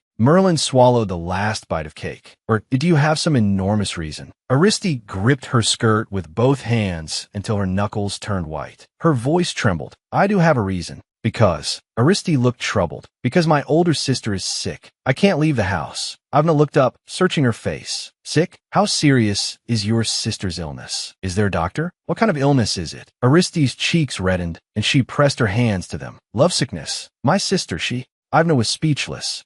Lovesickness? Her tone became firm and undeniable.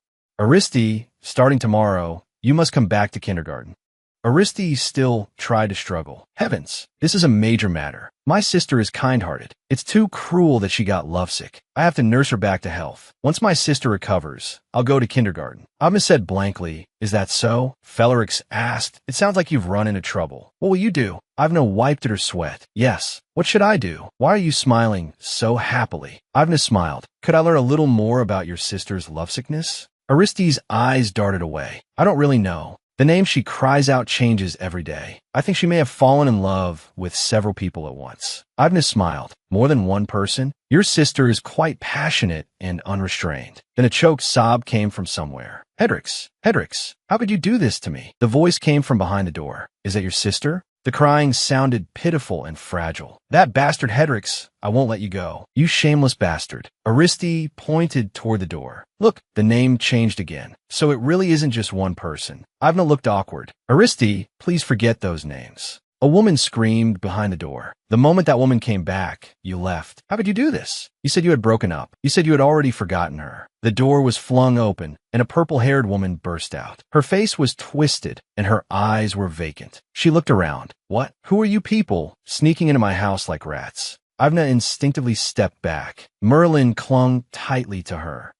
She's scary. The purple-haired woman muttered, if you don't answer, I'll tear you apart. Too scary. Aristi grabbed the woman's clothes tightly. Sister, please calm down. They're my guests. The woman looked puzzled. Guests? Why, yes. This is my kindergarten teacher. Teacher Ivna. The purple-haired woman's hollow gaze shifted. Teacher, can you? Aristi urgently hugged the woman. Teacher, I'm so glad to see you. She's amazing. She could do anything. Aristi looked at Ivna with bright expectation. So she can definitely help you, sister. Ivna forced out a smile. Her smile stiffened. What? The purple-haired woman sat on the sofa. My fiancé's former lover has returned. Everything started from that. Hedrix began to waver. The purple-haired woman clasped her hands together. Of course, I trust Hedrix. He's kind by nature. Perhaps he just couldn't bear to be cold to her. But what if that bastard Hedrix still likes her and keeps getting entangled with her? Her eyes widened. What if he still hasn't forgotten her? What if they share secrets? What if they're plotting something together? What if he plans to abandon me? What if they've prepared a ship and carriage and plan to elope overnight? What if I'm just a fool being toyed with? What if Hedrix is playing with me? Ivna handed her a cup of tea. Please calm down. Have some tea and catch your breath. The purple-haired woman took the teacup, sobbing. Thank you. Teacher, Ivna remained calm inside. This sort of thing happens everywhere. There was plenty of it in the 21st century before I reincarnated too. Feleric said, why did you pick up that kind of trash? If you don't kill it, throw it away. Ivna winced. He's not wrong. But could I really kill him? The purple-haired woman's hands trembled. And no, Ivna hurriedly soothed her. My lady, please calm down. There must be a better way that doesn't break the law. The purple-haired woman said, could it be, teacher? Ivna answered helplessly. I only came here for an enrollment consultation. And somehow I ended up hearing far too much. But the purple-haired woman, tears in her eyes, clutched Ivna's hand tightly. How could I possibly ignore tears like these? Then a woman in a wide-brimmed hat spoke up. Are you talking about Marquis Ritual Hedrix? There are many rumors in high society. They say he's openly meeting his former lover now. They say he's shameless. They even say he'll attend the upcoming rare book auction. Ivna repeated, the auction? The lady in the hat smiled. Teacher, do you also like rare books? I happen to have an extra invitation. Would you be willing to go in our place? Ivna was stunned. What? How could I? Thanks to you, my child has become much brighter. I'll have it sent to the school. Please do accept it. Ivna accepted with difficulty. Then I will gratefully accept. Everything was going too smoothly. Too smoothly. Ivna pressed a hand to her forehead, looking troubled. Why does buying a book have to be so difficult? And of all times, both my brothers are away on business. The auction is just around the corner too. I can't exactly split myself in two. What should I do? In that case, Ivna sank into thought. Maybe I should ask a guardian, or find an unmarried man around my age. She picked up her pen, several figures flashing through her mind, but they were all too busy. Wait, Ivna suddenly had an idea. No, there is one candidate. I heard he's at the training grounds here. Ivna thought, oh dear. Two shirtless men were training, their sweat glistening in the light. Everyone here is working so hard. A faint blush rose to Ivna's cheeks. I should do home visits more often. Then a voice called out, Miss Ivna. John extended a hand. Sorry you had to see me just after training, looking so disheveled. Ivna folded her hands. No, not at all. I'm the one who came so suddenly. You don't need to cover up. John put on an outer robe. It's getting late. Have you eaten yet? Ivna nodded. Yes, I have, Guardian. You must be hungry after training. John chuckled. I'm fine, but the knights are probably starving. The knights whispered among themselves. Hey, go on inside. John looked at her gently. More importantly, what brought you here? Did Merlin cause trouble again? Ivna waved her hands quickly. Merlin has been very good lately. Absolutely no trouble. Well, it's like this. John smiled. Haha, teacher, it's rare to see you hesitate like this. Whatever it is, just say it. Ivna began. I received an invitation to a high-class auction. It says I need a male escort. John agreed without hesitation. Fine, I'll go. Ivna looked a little surprised. Aren't you going to ask what kind of auction it is? John seemed enthusiastic. I love auctions. When is it? Ivna answered, 3 days from now. John's smile froze. Sorry, teacher. John lowered his gaze. I'm afraid I can't that day. He looked up again, his gaze steady. That's the day my engagement will be announced. The day the engagement proclamation is released. Ivna covered her mouth, eyes full of shock. Oh my, you're getting engaged? John lowered his eyes, the faintest smile at the corner of his lips. Something like that. Ivna quickly waved her hands. Oh dear, I nearly said something terribly rude. John looked at her calmly. Rude? Not at all. Ivna grew flustered. Of course it would be rude. You've already even set the date. Ivna clenched her fists. Before the announcement is made, I will keep it absolutely secret. I wish your romance every happiness. Good luck. I can go to the auction with someone else, so please focus on preparing for it. Ivna turned and ran off, loudly shouting, good luck. John watched her retreating figure as she fled with astonishing speed, so as not to become the rumored female friend of an ordinary man. Teacher, you've already said good luck twice. He gave a soft laugh. Ivna's figure vanished into the distance, leaving only an empty hall behind. John fell silent. He covered his forehead with one hand and closed his eyes. This is driving me mad. Ivna tapped a finger against her chin. All right, time to start plan B. I had a feeling, so I prepared a visitation request in advance. A carrier pigeon flew off with an envelope toward the Grand Ducal estate. Given the circumstances, Ivna smiled. I hope you'll accompany me, Great Duke Hildebrand. Caden remained expressionless. Ivna hurriedly added, of course, if it's inconvenient for you, please refuse directly. Caden remained silent. Ivna looked uncertain. After all, this has no direct connection to Bantad's education. I can't read what he's thinking at all. Is it not possible? He became so tense. Caden seemed to be weighing the possibilities. After a moment, he finally spoke. Very well, I'll go. Ivna suddenly looked up. Really? Caden asked back. Is there any reason not to? On the day of the auction, I'll come to Belchester Manor. Ivna explained, I wasn't doubting your kindness. Then I'll see you that day at the auction. Ivna rose to leave. Caden asked, you're leaving already? I'll walk you out. Ivna turned back, a bright smile on her face. The weather is so nice. I can leave on my own. Thank you for making time despite your busy schedule. Caden looked at her. Very well. If you insist on walking alone, I won't stop you. Goodbye. The Grand Ducal doors shut heavily. Caden stood there alone. I wonder which of us is the one feeling pressured. On the day of the auction, Ivna wore a splendid pink gown. Oh my! She stared at herself in the mirror in disbelief. Caden had sent this outfit. Only those whose clothing reflects their status may enter. Ivna stared at her reflection. The Belchester family is noble too, but this outfit is far too luxurious. How much must it have cost? Ivna gave a bitter smile. I feel so shabby by comparison. Miss Ivna, the carriage has arrived. A maid ran over. Wow, you look so beautiful. Where are you going? Ivna gave a light laugh. This is only an extension of my work. Do you do business with such handsome men? Caden walked toward the carriage, and Ivna's gaze followed him. HM. Caden turned around. Are you ready? His deep red eyes fixed on Ivna.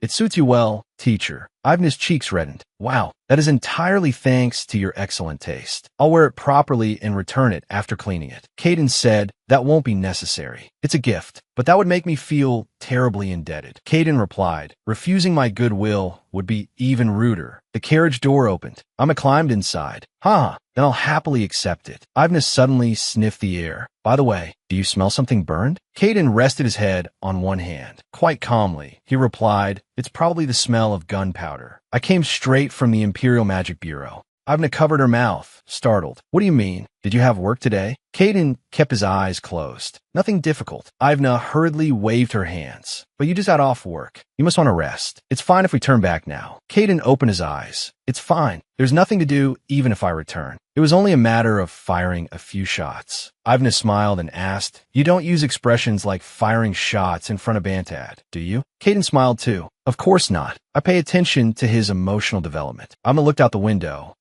We should be arriving soon. Please, Great Duke, put on a black mask. Please wear your mask. This is a private auction. So soon? All right. Under the moonlight stood a brilliantly lit mansion. This looked more like a party or a casino than a rare book auction. Caden held out his arm. There are a lot of people. Hold on to me. Like dance partners. Ivna quickly took his arm. Yes. A blond man in an ornate mask murmured. It's been a long time since we've been here, hasn't it? The woman beside him replied, yes. Edrix? No, Edrix. That was the name of Aristides' sister's fiancé. Ivna's thoughts flashed. Hedrix continued, Annie, I'm so glad I could come here with you. I'll give you the most beautiful thing here. Ivna, wearing her mask, looked conflicted. People don't usually describe rare books as beautiful, do they? Caden asked quietly. Teacher, you didn't come here just for the auction, did you? Ivna answered softly. No, I want to follow someone. Following people isn't really my style, right? He preferred knocking them down directly. Hedrix and Annie stood at a distance. It's about to begin, Caden murmured. Given the atmosphere here, we should probably act more intimate. That will make tracking them easier. Ivna looked a little concerned. If you get dragged into my business like this, are you really all right with it? Caden leaned closer. If we're going to do this, we should do it properly. His lips nearly brushed Ivna's ear. Darling. Ivna's whole body stiffened. Caden took her hand. Let's go. It's starting. Ivna was pulled forward. All right. Caden reminded her in a low voice. Watch your step. Ivna quickly responded, I am. Right. Ivna looked around the dazzlingly ornate hall. Come to think of it, the more I look, the less this feels like an auction house. It feels vulgar somehow. Caden softly cut in. Darling, mind your wording. Ivna gave an embarrassed laugh. Right. And the smell is strange too. The smile faded from her face. A metallic smell, rushed, and another sickening odor. Arm in arm with Caden, Ivna climbed the stairs. Right? This building must have been used for something else originally. Then how are books normally stored? Ivna thought it through. Rare books are made of oiled paper. They're very sensitive to light and temperature. She continued analyzing. So rare book auctions are held only in specific venues. There are very few places that meet the requirements. In places like that, you can usually smell the rich scent of books in the air. But this place is completely different. Caden's eyes sharpened. In its place is a smell that gives you a headache. It's blood, the heavy scent of blood, fresh blood. Beneath the spotlight, the auctioneer spread his arms wide. Thank you, honored guests, for your patience. In the audience, every pair of eyes lit up. The auctioneer's voice echoed out. Now then, let this grand event begin. The auction officially opened. Heavy chains dragged across the floor. Bare feet stumbled forward, shackled. Our first item comes from South Zagulus. An 18-year-old male, grass-fed for 3 years. Pure, top-grade bloodline. A masked blonde woman turned to her companion. Darling, I want that one. Her companion chuckled. But I'd be jealous of a man. A masked man murmured, 18? About the same age as our son. The best age, really. The woman beside him appraised the captive. Very cute, though he has some scratches on him. Women should fix that, right? Ivna went rigid. How can they talk about a person as if he were an object? No wonder they had searched so long and never found it. So that's it. Isn't this the illegal slave auction the Great Duke has been investigating? Ivna's pupils contracted. Could it be? Ivna leaned close to Caden's ear. Darling, that thing we discussed before. Caden replied, yes. This is the place. Caden's gaze darkened. No wonder we couldn't find any leads. At this rate, I was beginning to think I'd die before finding it. Ivna sensed the strange atmosphere around them. If this continues, I'm going to look suspicious. She called out quietly, darling. Caden's arm wrapped around her waist. Didn't I say? Those words are only for me. You're making me jealous. Caden's breath brushed Ivna's ear. Darling, wasn't what you heard last night enough? Ivna's cheeks flushed. Oh no, others will hear. Caden gave a low chuckle. But darling, you were the one who started it. A man in the next seat grumbled quietly, but he's really ugly. Bow-legged too. The woman beside him agreed. Yes, we finally managed to come out on a date, and this is what we get? His face is decent enough, though. How about hanging him in the drawing room as decoration? Disgust rose in Ivna's chest. What kind of nonsense are they saying? Revolting. Does Miss Restia know? Her fiancé isn't merely trash. He's industrial-grade toxic waste. Ivna shuddered. Caden noticed. Darling, are you all right? Caden's arm tightened. Shall I pull you even closer? Ivna forced a laugh. Haha. Thank you, darling. I simply ate too much at dinner. Caden leaned close to her ear. Let me ask you something. His voice dropped lower. Is following them really that important? Ivna said nothing. Caden's gaze passed over Ivna toward the distant pair. If those two escape from our hands, what happens? Would that be a serious problem? Caden murmured, If they escape, I think I'll beat them to death. And by coincidence, Ivna answered with a smile. I don't like sneaking around following people either. Her smile turned cold. I prefer turning the whole place upside down. The corner of Caden's lips curved upward in a faint smile. He murmured approvingly, Darling, I like your elegant taste. Then came a tremendous crash. The iron chain holding the chandelier snapped, and it came crashing down. Screams erupted through the crowd. A man shouted, It's dangerous. This way. Caden raised his pistol, pointing it straight at the ceiling. He pulled the trigger. The auctioneer's face turned pale. I shall not have guessed. The auctioneer tried to steady himself. It's nothing serious. There's only been a minor issue with the facilities. Please remain seated. He tried to continue. We'll proceed with the auction. A guest roared. Proceed in this chaos? Are you insane? Caden ordered in a low voice. There's a carriage waiting outside. Run first. Ivna hesitated. If I leave first. Your Grace. Ivna's consciousness began to blur. Strange. My senses and hearing. It feels like I've been hit by a carriage. Run away? If I get into a carriage now and leave, will I really be safe? Before that, what about Great Duke Hildebrand? Caden noticed something was wrong. Teacher, are you all right? Ivna came back to herself.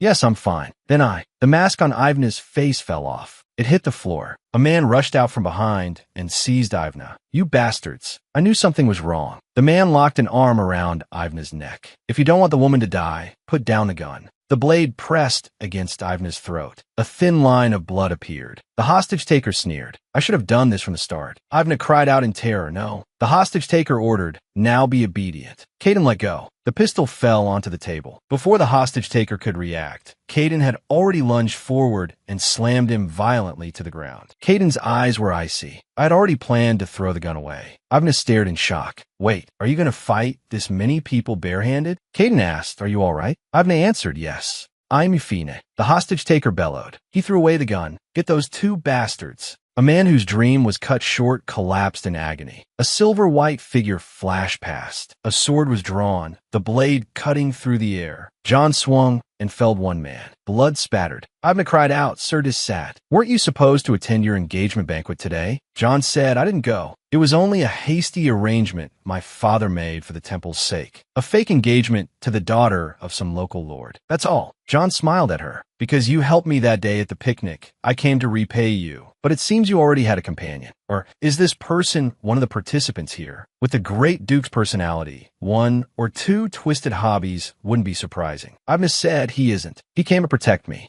Caden murmured, I have an idea. Knock out the Knight Commander and use him as bait while we escape. Ivna shook her head. Please calm down, sir. Knight Commander, it's too dangerous for you to come alone. Ivna, yes, dangerous. At that moment, I realized it. No, before I realized it, my body had already moved. Ivna seized the hilt of the dagger on the table and smashed it hard at the hostage-taker. John gasped. Teacher, I understand now. So this is... Ivna raised the dagger, her gaze resolute. White flowers bloomed silently. This is the talent of Ivna Winster. The dagger flew through the air and struck the hostage-taker's wrist with perfect accuracy. His blade clattered to the floor. A second dagger followed, pinning his other hand. Snowflowers bloomed as if a father's blessing had finally opened that day. Ivna panted. Sweat rolled down her face. The hostage-taker let out a scream and collapsed. Ivna raised the pistol and stepped back. John covered his mouth, staring at Ivna in disbelief. Wow, teacher used such a tiny knife. Caden rested his chin on his hand. Quite impressive technique.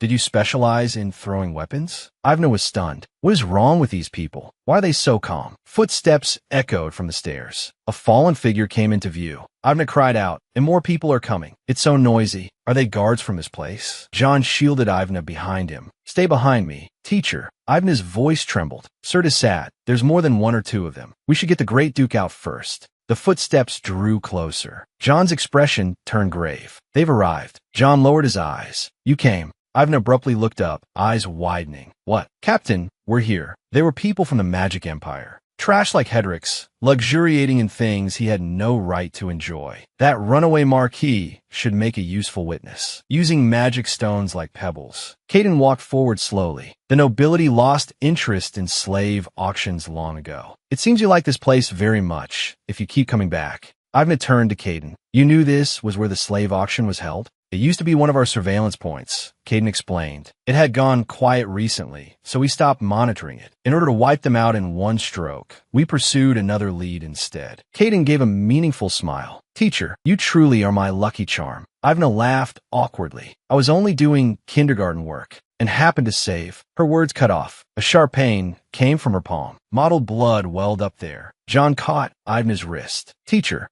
let me see your wound. He gently supported the back of Ivna's head, his gaze intent. Fortunately, it's not deep. John's fingertips brushed Ivan's neck. A flash of golden light appeared, and the wound healed instantly. But something filthy scratched you. It needs disinfecting. John asked quietly, "Are you hurt anywhere else?" Then he suddenly came back to himself. "Sorry, that was too forward of me toward a lady." Ivna hurriedly waved her hands. "Ha ha ha, no, I'm not hurt anywhere else." She stared at her palm in surprise. "Wow, the blood already stopped. You're amazing." Ivna's eyes shone. "It would be wonderful if you could come work in our kindergarten infirmary." John chuckled. "If I could, I'd be delighted." John smiled. "Then I'd be able to see you all the time. And Merlin too. And besides," before he could finish, Restia rushed over. She punched her fiancé right in the face. And Miss Restia too. With an over-the-shoulder throw, Restia slammed Hedrick's hard onto the ground. "I thought you were suspicious from the beginning, but I turned a blind eye because I truly loved you." Hedrick sprawled on the floor, pleading with Restia. "Please listen to me. I really did love you too." Restia looked down at him. "Do you know what the main work of the Hespen Duchy is? Slave relief. Welfare work." Restia roared. "Did you think I would forgive you for daring to betray my family's principles?" She may once have cried for love, but in that moment, she was no longer a woman trapped by love. She was the noble Miss Hespen. 3 days later, beneath bright sunlight, Aristi ran across the garden. "Teacher Ivna." "Hello." Ivna greeted Aristi with a smile. "You came. I'm glad your sister is all right." Aristi bowed slightly. "Sister has completely recovered thanks to your attentive care. She's fully recovered now." Aristi smiled and gestured. "Look over there." Ivna turned back in confusion. "HM?" Then a voice called out, "Teacher." Restia stood there holding a parasol, smiling brightly. "Teacher." Ivna beamed. "Miss Restia, good morning." Restia answered, a little stammering, Teacher, look, I'm very healthy now. I eat 5 meals a day and exercise diligently. Isn't that wonderful? Please praise me." Ivna laughed awkwardly. Wow, that's very impressive, Miss Restia. Was she always like this?" Restia leaned close to Ivna. "So then, after work today," Ivna's body stiffened as she stepped back. A frightening voice rang out. "Miss, we should go. There's still work to be done." Aristi smugly said, "See, teacher? Thanks to me, she's very healthy now, right?" Yet another troublesome guardian had appeared. Aristi had returned. Before they even had time to celebrate Children's Day, it was already upon them. A few days earlier, Ivna had reported while holding a document. The next item on the agenda is the Children's Day event. The headmistress raised her hand.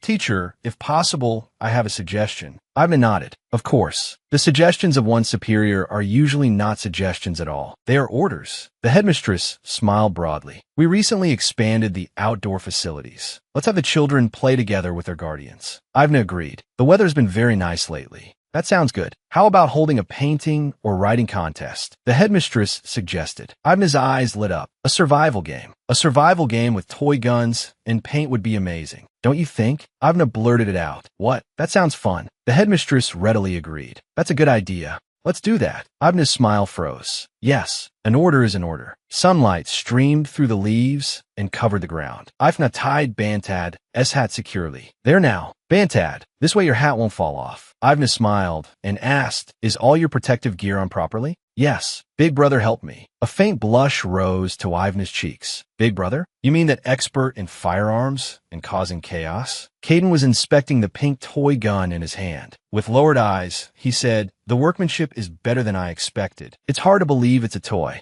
Aristi shouted excitedly, "Sister, this is just like a small hunting rifle." Restia corrected her. "Oh heavens. Aristi, ladies do not shoot small animals. But when the target is a beast." Restia raised the toy gun, her eyes sharp. "Then one must give it one's all." She let out a light laugh. Merlin raised his gun. Bang, bang. John fell over dramatically. He shouted exaggeratedly, "Wah, I'm dead. Merlin defeated me." "Hey, the game hasn't even started yet. Stop fooling around." Begid bent down and whispered to Martian, "If you take first place, I'll give you the Platinum Baron's castle I just acquired, as a commemoration of that bastard being publicly executed." He laughed lightly. Ivna sternly stopped him. "Hey, please don't say things harmful to children's education." The battlefield that was about to unfold was obvious at a glance. I really didn't know whether I should be pleased. It suited our class all too well. Ivna thought helplessly. All the preparations are finished. Do you have an extra gun? Thank you, Teacher Fellerix. Even if I did, I wouldn't give it to you. Then never mind. Everyone, please stand in your assigned teams. John and Beghid stood behind the children. To all students of the Sunshine class, this is a joyful and bright Children's Day. Ivna placed a hand over her chest, solemn. Starting now, who can do the best? Sunlight pierced through the dense canopy. This year's Children's Day event was a tactile paint survival game. To prevent total chaos, toy guns had been introduced as well. Ivna looked around. In such a short time, they had somehow transformed the outdoors into something like a real jungle. Leaning against a tree trunk, Ivna smiled. Since everyone prepared so earnestly, I hope the children have fun. I also hope they learn something from competition. A flash of red streaked by. Ivna's smile froze. Red paint burst across her chest like a blooming flower. Aria's pupils contracted suddenly. She looked down in disbelief, several crimson drops spattering her cheek. She stood there dumbfounded. Merlin stuck his head out from between the branches. Isn't that Teacher Ivna? Merlin wore a helmet and gripped a toy gun. His gaze was wary. Ivna looked down at Merlin. Merlin, you seem to be having fun. I'm having fun too. Fun? This isn't a game. Merlin's eyes sharpened. Merlin is a warrior now. Warriors do not understand fun. They only know enemies and allies, and the things they must protect. My conviction. In a forest clearing, Merlin and Ivna faced off. The atmosphere was tense. John's voice came from far away. Surely you mean Faith? Ivna cried out, Merlin. A streak of blue light flashed past. John appeared instantly and swept Merlin up in one arm. Blue paint splashed onto the ground. John looked down at Merlin in his arms. Careful, your clothes were almost going to get dirty. Merlin struggled and jumped down. Merlin doesn't need help because Merlin is a warrior. Ivna looked up toward the tree branch. At some point, John was already sitting there, Merlin still in his arms. Ivna said, yes, Merlin is an excellent warrior. What did you get up there? Martian snorted. Impressive. Martian appeared from behind the trees. Too slow. He held a pink toy gun and also carried a shield in front of him. Ivna's expression sharpened. Martian, using unapproved equipment is against the rules. Ivna held out her hand. Please put the shield down, all right? No, teacher. Merlin was being held up by John, but his eyes were steady on Martian. Merlin is a warrior. This is a battlefield. On the battlefield, there are no rules, and there is no mercy. Martian curled his lips.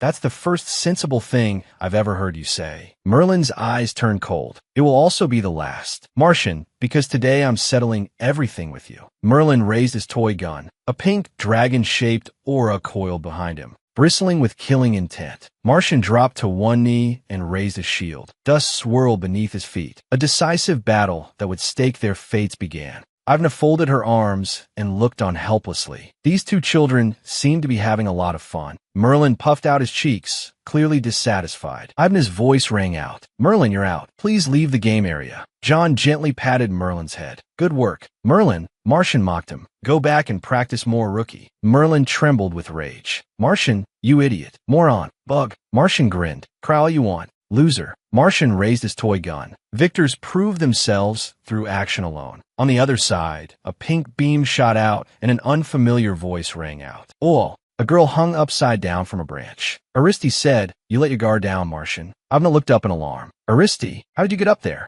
Aristi landed lightly and turned to Ivna. Teacher, I practiced today. This level is the basic refinement of a lady. Ivna was inwardly perplexed. No, I don't think this is basic refinement at all. And my sister was up there signaling me. Ivna went blank. Is your noble family a household or a special forces unit? Aristi pointed at Restia in the distance. My sister is right there. Anyway, loser number 0, I will inherit your will and win this game. Martian looked baffled. We're on the same team. Aristi placed her hands on her hips. I have no interest in a man who only bullies losers. Teacher, please hurry and announce it. My bullet pierced that poor prince's heart. Ivna turned to Martian. The rules state that anyone hit by a paint bullet is out. Martian, you're out. Begid's expression darkened. The Hespin family. I'll remember this. Aria's voice rang out. Guardians, please do not mix personal grudges into this. Now only 2 teams remain. Ivna stood beside Aristi. Aristi laughed softly. Victory is mine anyway. Teacher, hurry and end the event. Restia rested her chin in her hands, her eyes dreamy. Yes, teacher, the weather is so lovely. Hurry and end it. Then come to my house for tea and sweets. Just the 2 of us. Restia abruptly came back to herself. Aristi urged, Teacher, hurry and declare me the winner. Avna looked at Aristi. I can't do that. The remaining team is a voice cut through the stillness. Get down. A red streak tore through the air. Aristi immediately threw herself to the ground. Aristi said, what an ungrateful little brat. This is his true nature. I gave him snacks. I treated him so well. Yet people always say you should never take in a black-haired beast. Aristi shouted, Bantad. Bantad answered, I'm not a beast. Aristi continued, wandering around all by yourself. Don't you have a guardian? You must have thought I was an easy target. Bantad answered,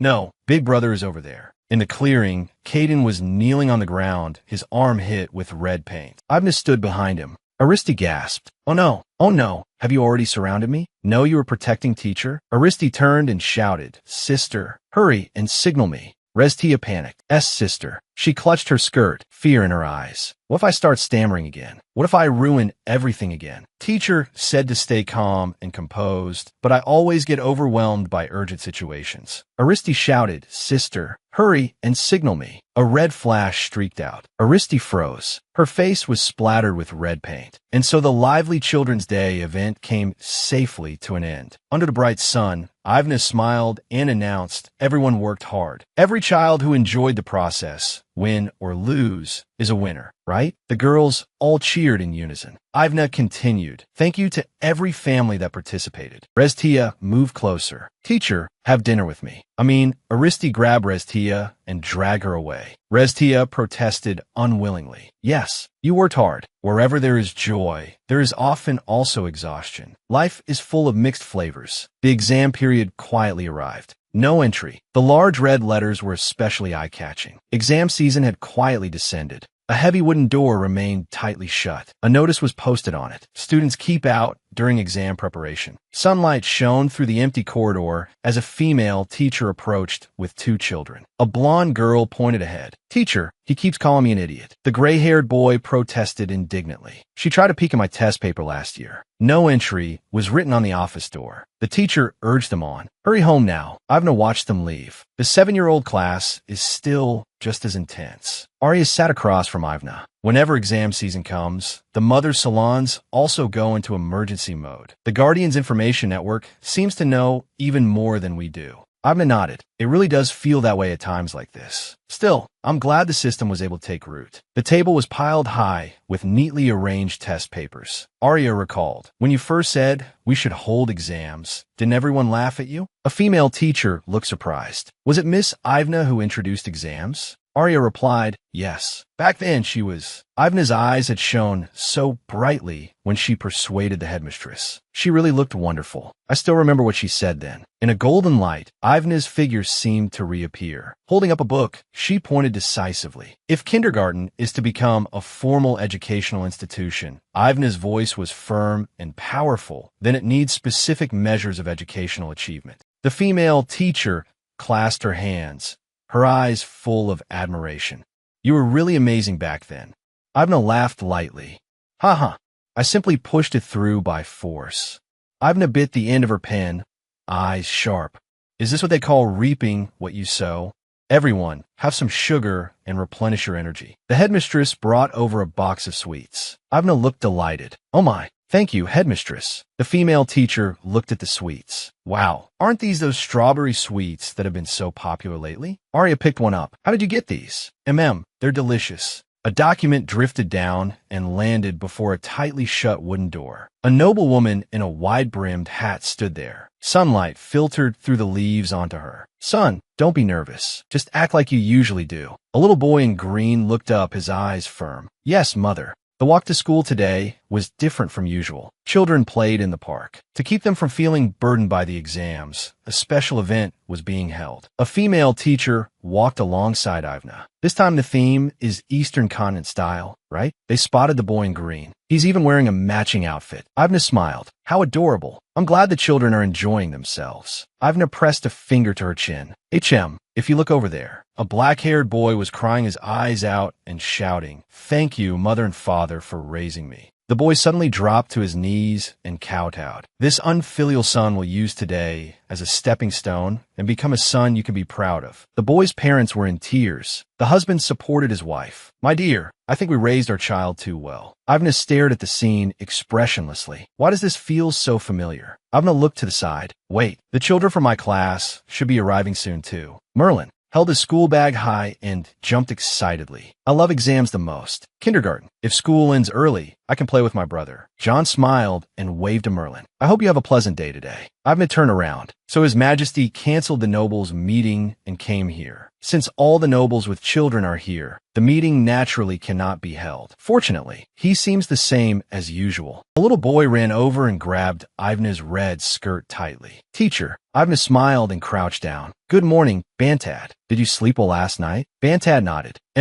Ivna stood back up. Caden was standing in front of her. He asked in a low voice, won't you ask me to? Ivna looked up at Caden. He continued, ask whether I had a good morning. Caden smiled faintly, his eyes gentle and expectant. Ivna smiled back. Ha, yes, guardian. The weather is very nice today. The sky suddenly darkened, and rain poured down in sheets. Ivna shouted, everyone get inside quickly. Be careful, the ground is slippery. Rain blurred the world beyond the windows. A voice rang out. My cloud-like little friends, time is up. Ivna stood at the front of the classroom, holding a stack of papers. Everyone, take your hands off your answer sheets. A little boy raised both hands. Teacher, is the exam really over? Ivna answered gently, yes. Everyone worked hard. Ivna walked through the classroom. Miss Riel, the difficulty of this test was quite good. Ivna smiled. Are the children in my class doing all right? As their homeroom teacher, I'm already starting to miss them. Ivna pushed open the door. Everyone, I'm back. Teacher, you rose excitedly. Miss Ivna, you're back. Ivna sensed something was wrong. What is it? What's with this ominous atmosphere? The female teacher spoke heavily. While you were away, one of the students cheated.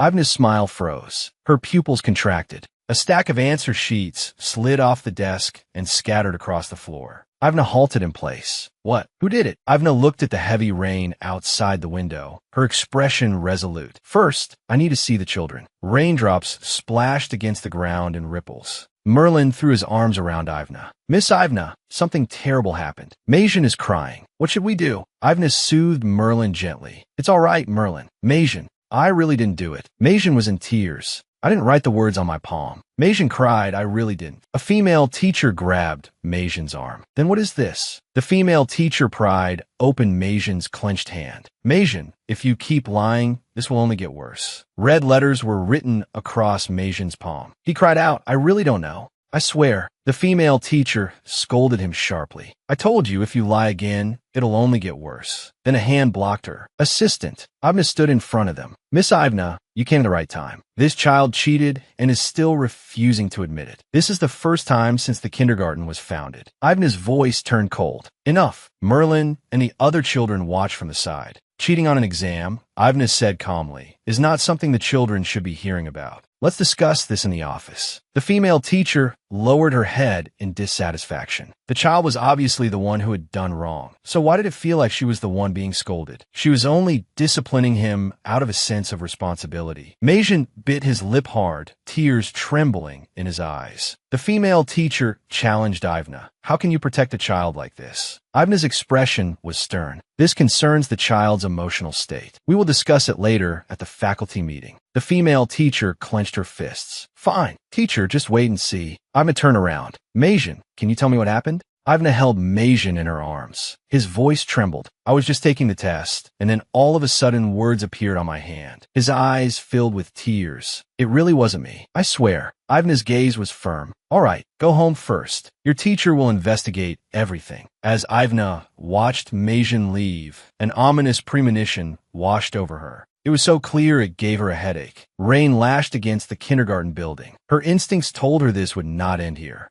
A newspaper boy ran through the street, holding up a paper and shouting, Extra, extra, major news. The headline was shocking. Prince Majan caught cheating. Executor reveals exam fraud. If not for a teacher stepping in, the unspoken rules would already have been broken. The print on the page was blurred, but the seed of scandal had already been planted. The news spread rapidly inside and outside the empire. Ivna sat upright at the table and announced calmly, "First, suspend the processing of His Highness's score." Silence fell over the manor under the clouds. Ivna continued, "Will the guardians oppose this? If we do not invalidate it, they will call it special treatment." The council members listened in silence. Ivna added, "Even if it were any other student, it would be the same." The headmistress spoke. "We must first confirm the truth before deciding whether to invalidate it." A female teacher abruptly stood up. "Headmistress, I risked everything to expose that behavior. I saw the evidence with my own eyes." The headmistress replied, "Teacher Andrea, I understand your concern. The kindergarten will do everything it can to protect you. We all signed an agreement when we joined, guaranteeing that no teacher would face personal retaliation." Andrea lowered her eyes. "Headmistress, I only trust you. I'm a felon of thought." Andrea was still only a trainee teacher. She could have simply shouted at the child like before. Ivna lowered her head. But why did this uneasy feeling remain? Then she said, "Headmistress, tomorrow happens to be a day off. I will go see Majan and hear his side again. Until then, please keep this matter confidential." The female teachers nodded. "Of course. We'll be careful." Andrea echoed, "Yes, I'll be careful too, Ave." Ivna fixed her gaze on Andrea. "I'm counting on you, Teacher Andrea." The rain poured down, washing over the estate. The sound of rain was endless. The building stood firm behind the curtain of rain, while Ivna stood silently. She let out a soft sigh. Then a voice came from behind her. Hey, Ivna, is it true? The prince at your kindergarten cheated?" Ivna's face remained expressionless. "You've heard already? Your news is late." She put on her cloak. Her brother spoke up. "Even someone like me, who doesn't care about childcare, knows about it. It's spreading everywhere." Her brother reached out to stop her. "But where are you going on your day off?" Ivna sidestepped him and left. Her brother stared after her retreating figure. That look, her brother looked irritated. "Why pick a fight with me for no reason? Do I look like such an easy target?" Ivna walked forward through the rain, pulling her hood tighter. A man carrying an umbrella ran over. "Teacher Ivna, sorry I'm late, and it's still raining." "Hello, Assistant Devlanto." He raised the umbrella over Ivna, and she asked, "How is the child?" Assistant Devlanto looked downcast. "He cried until dawn yesterday, and then he fainted from exhaustion. Even if he is His Highness the Prince, he's only 5 years old. Seeing him so weak, it's heartbreaking." Ivna walked silently through the rain under the umbrella. "First, may I speak to the child?" The mansion in the gloomy weather was brightly lit. Ivna pushed open a door and peered in through the crack. "Majan, it's Teacher Ivna." The room was dim. Majan was curled up on the bed with his back to the door. He suddenly turned over and sat up, staring toward the entrance. He looked utterly exhausted. Ivna hesitated. Perhaps she should let him rest for now. Majan spoke weakly. "Teacher." Ivna gently stroked his back. "I'm here, Majan. Have you eaten?" Majan lifted his head. "I don't want to eat. No one believes me." Ivna comforted him softly. "But you still need to eat properly. Would you like some soup?" Tears burst from Majan's eyes. "Teacher, I really studied hard."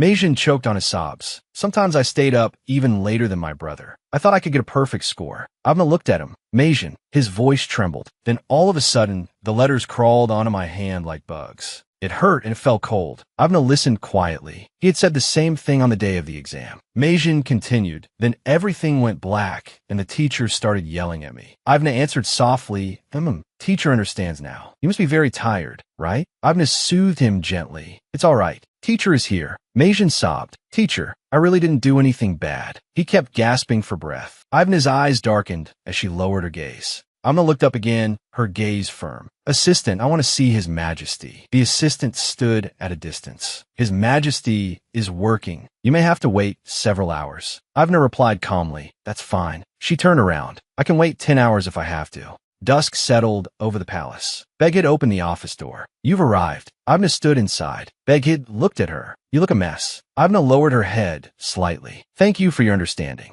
Complaints, media response. Begid leaned against the sofa, looking exhausted. "No sleep, no rest. No wonder you look so worn out." Changing posture, he added, "I asked Majan as well. Have you eaten?" Ivna answered, "I already have." Begid rubbed his temples and closed his eyes. "Those insults have exhausted me." He looked straight at Ivna. "Did Majan really cheat?" Ivna answered, "Yes. That is how it appears for now." Begid said, "I understand." Ivna abruptly changed tone, "But I think otherwise. A 5-year-old child, no matter how stubborn, if he repeated the same lie over and over, there would eventually be contradictions. But her eyes were unwavering. "I believe Majan." Avna looked at Beghid. He is not that kind of child. I stake everything on this as his homeroom teacher. She pleaded, so your majesty, please believe that child. Only then can we help him. Beghid suddenly stood and walked toward Ivna. Your majesty. He abruptly pulled her into his arms. Ivna's head came to rest against his shoulder. Beghid gently stroked her hair. Wait, just stay like this. Ivna's thoughts halted. Wait. Her green eyes flickered. Pressed against Beghid's chest, she felt his hand at the back of her neck. Just stay like this. Ivna's cheeks flushed red as she remained quietly in his embrace. Beghid patted her back, soothing Ivna in his arms. It's all right. Everything will be resolved. The two embraced in the light by the window. If Majin really cheated,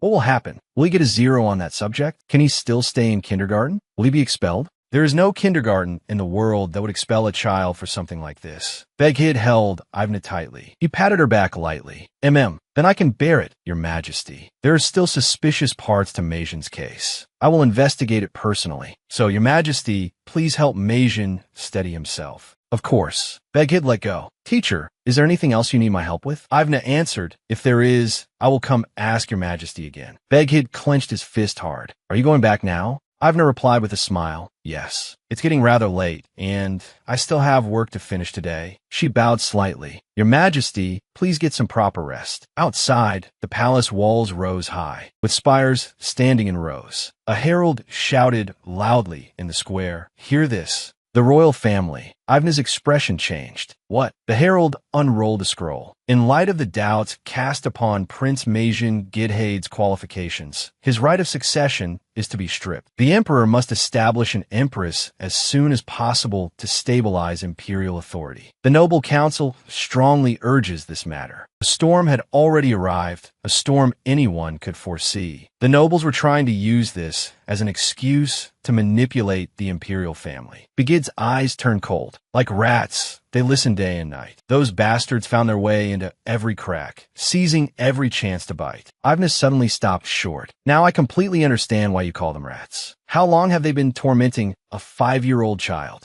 Ivna let out a long sigh and turned to leave. Perhaps Majin had better not go to kindergarten today. The kindergarten building stood grandly in the morning light. Majin stood inside. His Majesty said we can't run away. Otherwise people will think it's true. Ivna crouched down and looked at him. I understand. If you start feeling unwell, you must tell me first. Majin lowered his head and answered. Yes. Tears filled his eyes. Thank you, teacher. He lowered his head, then said, but I'm still a prince. He straightened his collar, holding back his tears. Merlin pounced on him from behind. Majin, are you crying? Majin turned back in shock. Hey, what are you doing? Get down already, Merlin said loudly. They said you were crying. You really are such a crybaby. Majin shouted, I'm not. Merlin protested, Majin, don't cry. You didn't do anything bad. Majin lowered his eyes. I didn't, but tears slid down Majin's face. No one believes me. Then a voice rang out. Oh, I believe you. Majin looked toward the sound. Aristi stood not far away, holding a folding fan. Aristi covered half her face with the fan. I saw it with my own eyes. Words suddenly appeared on your hand, Majin. So don't lump me together with those ignorant slanderers. Ivna looked at the children. Merlin,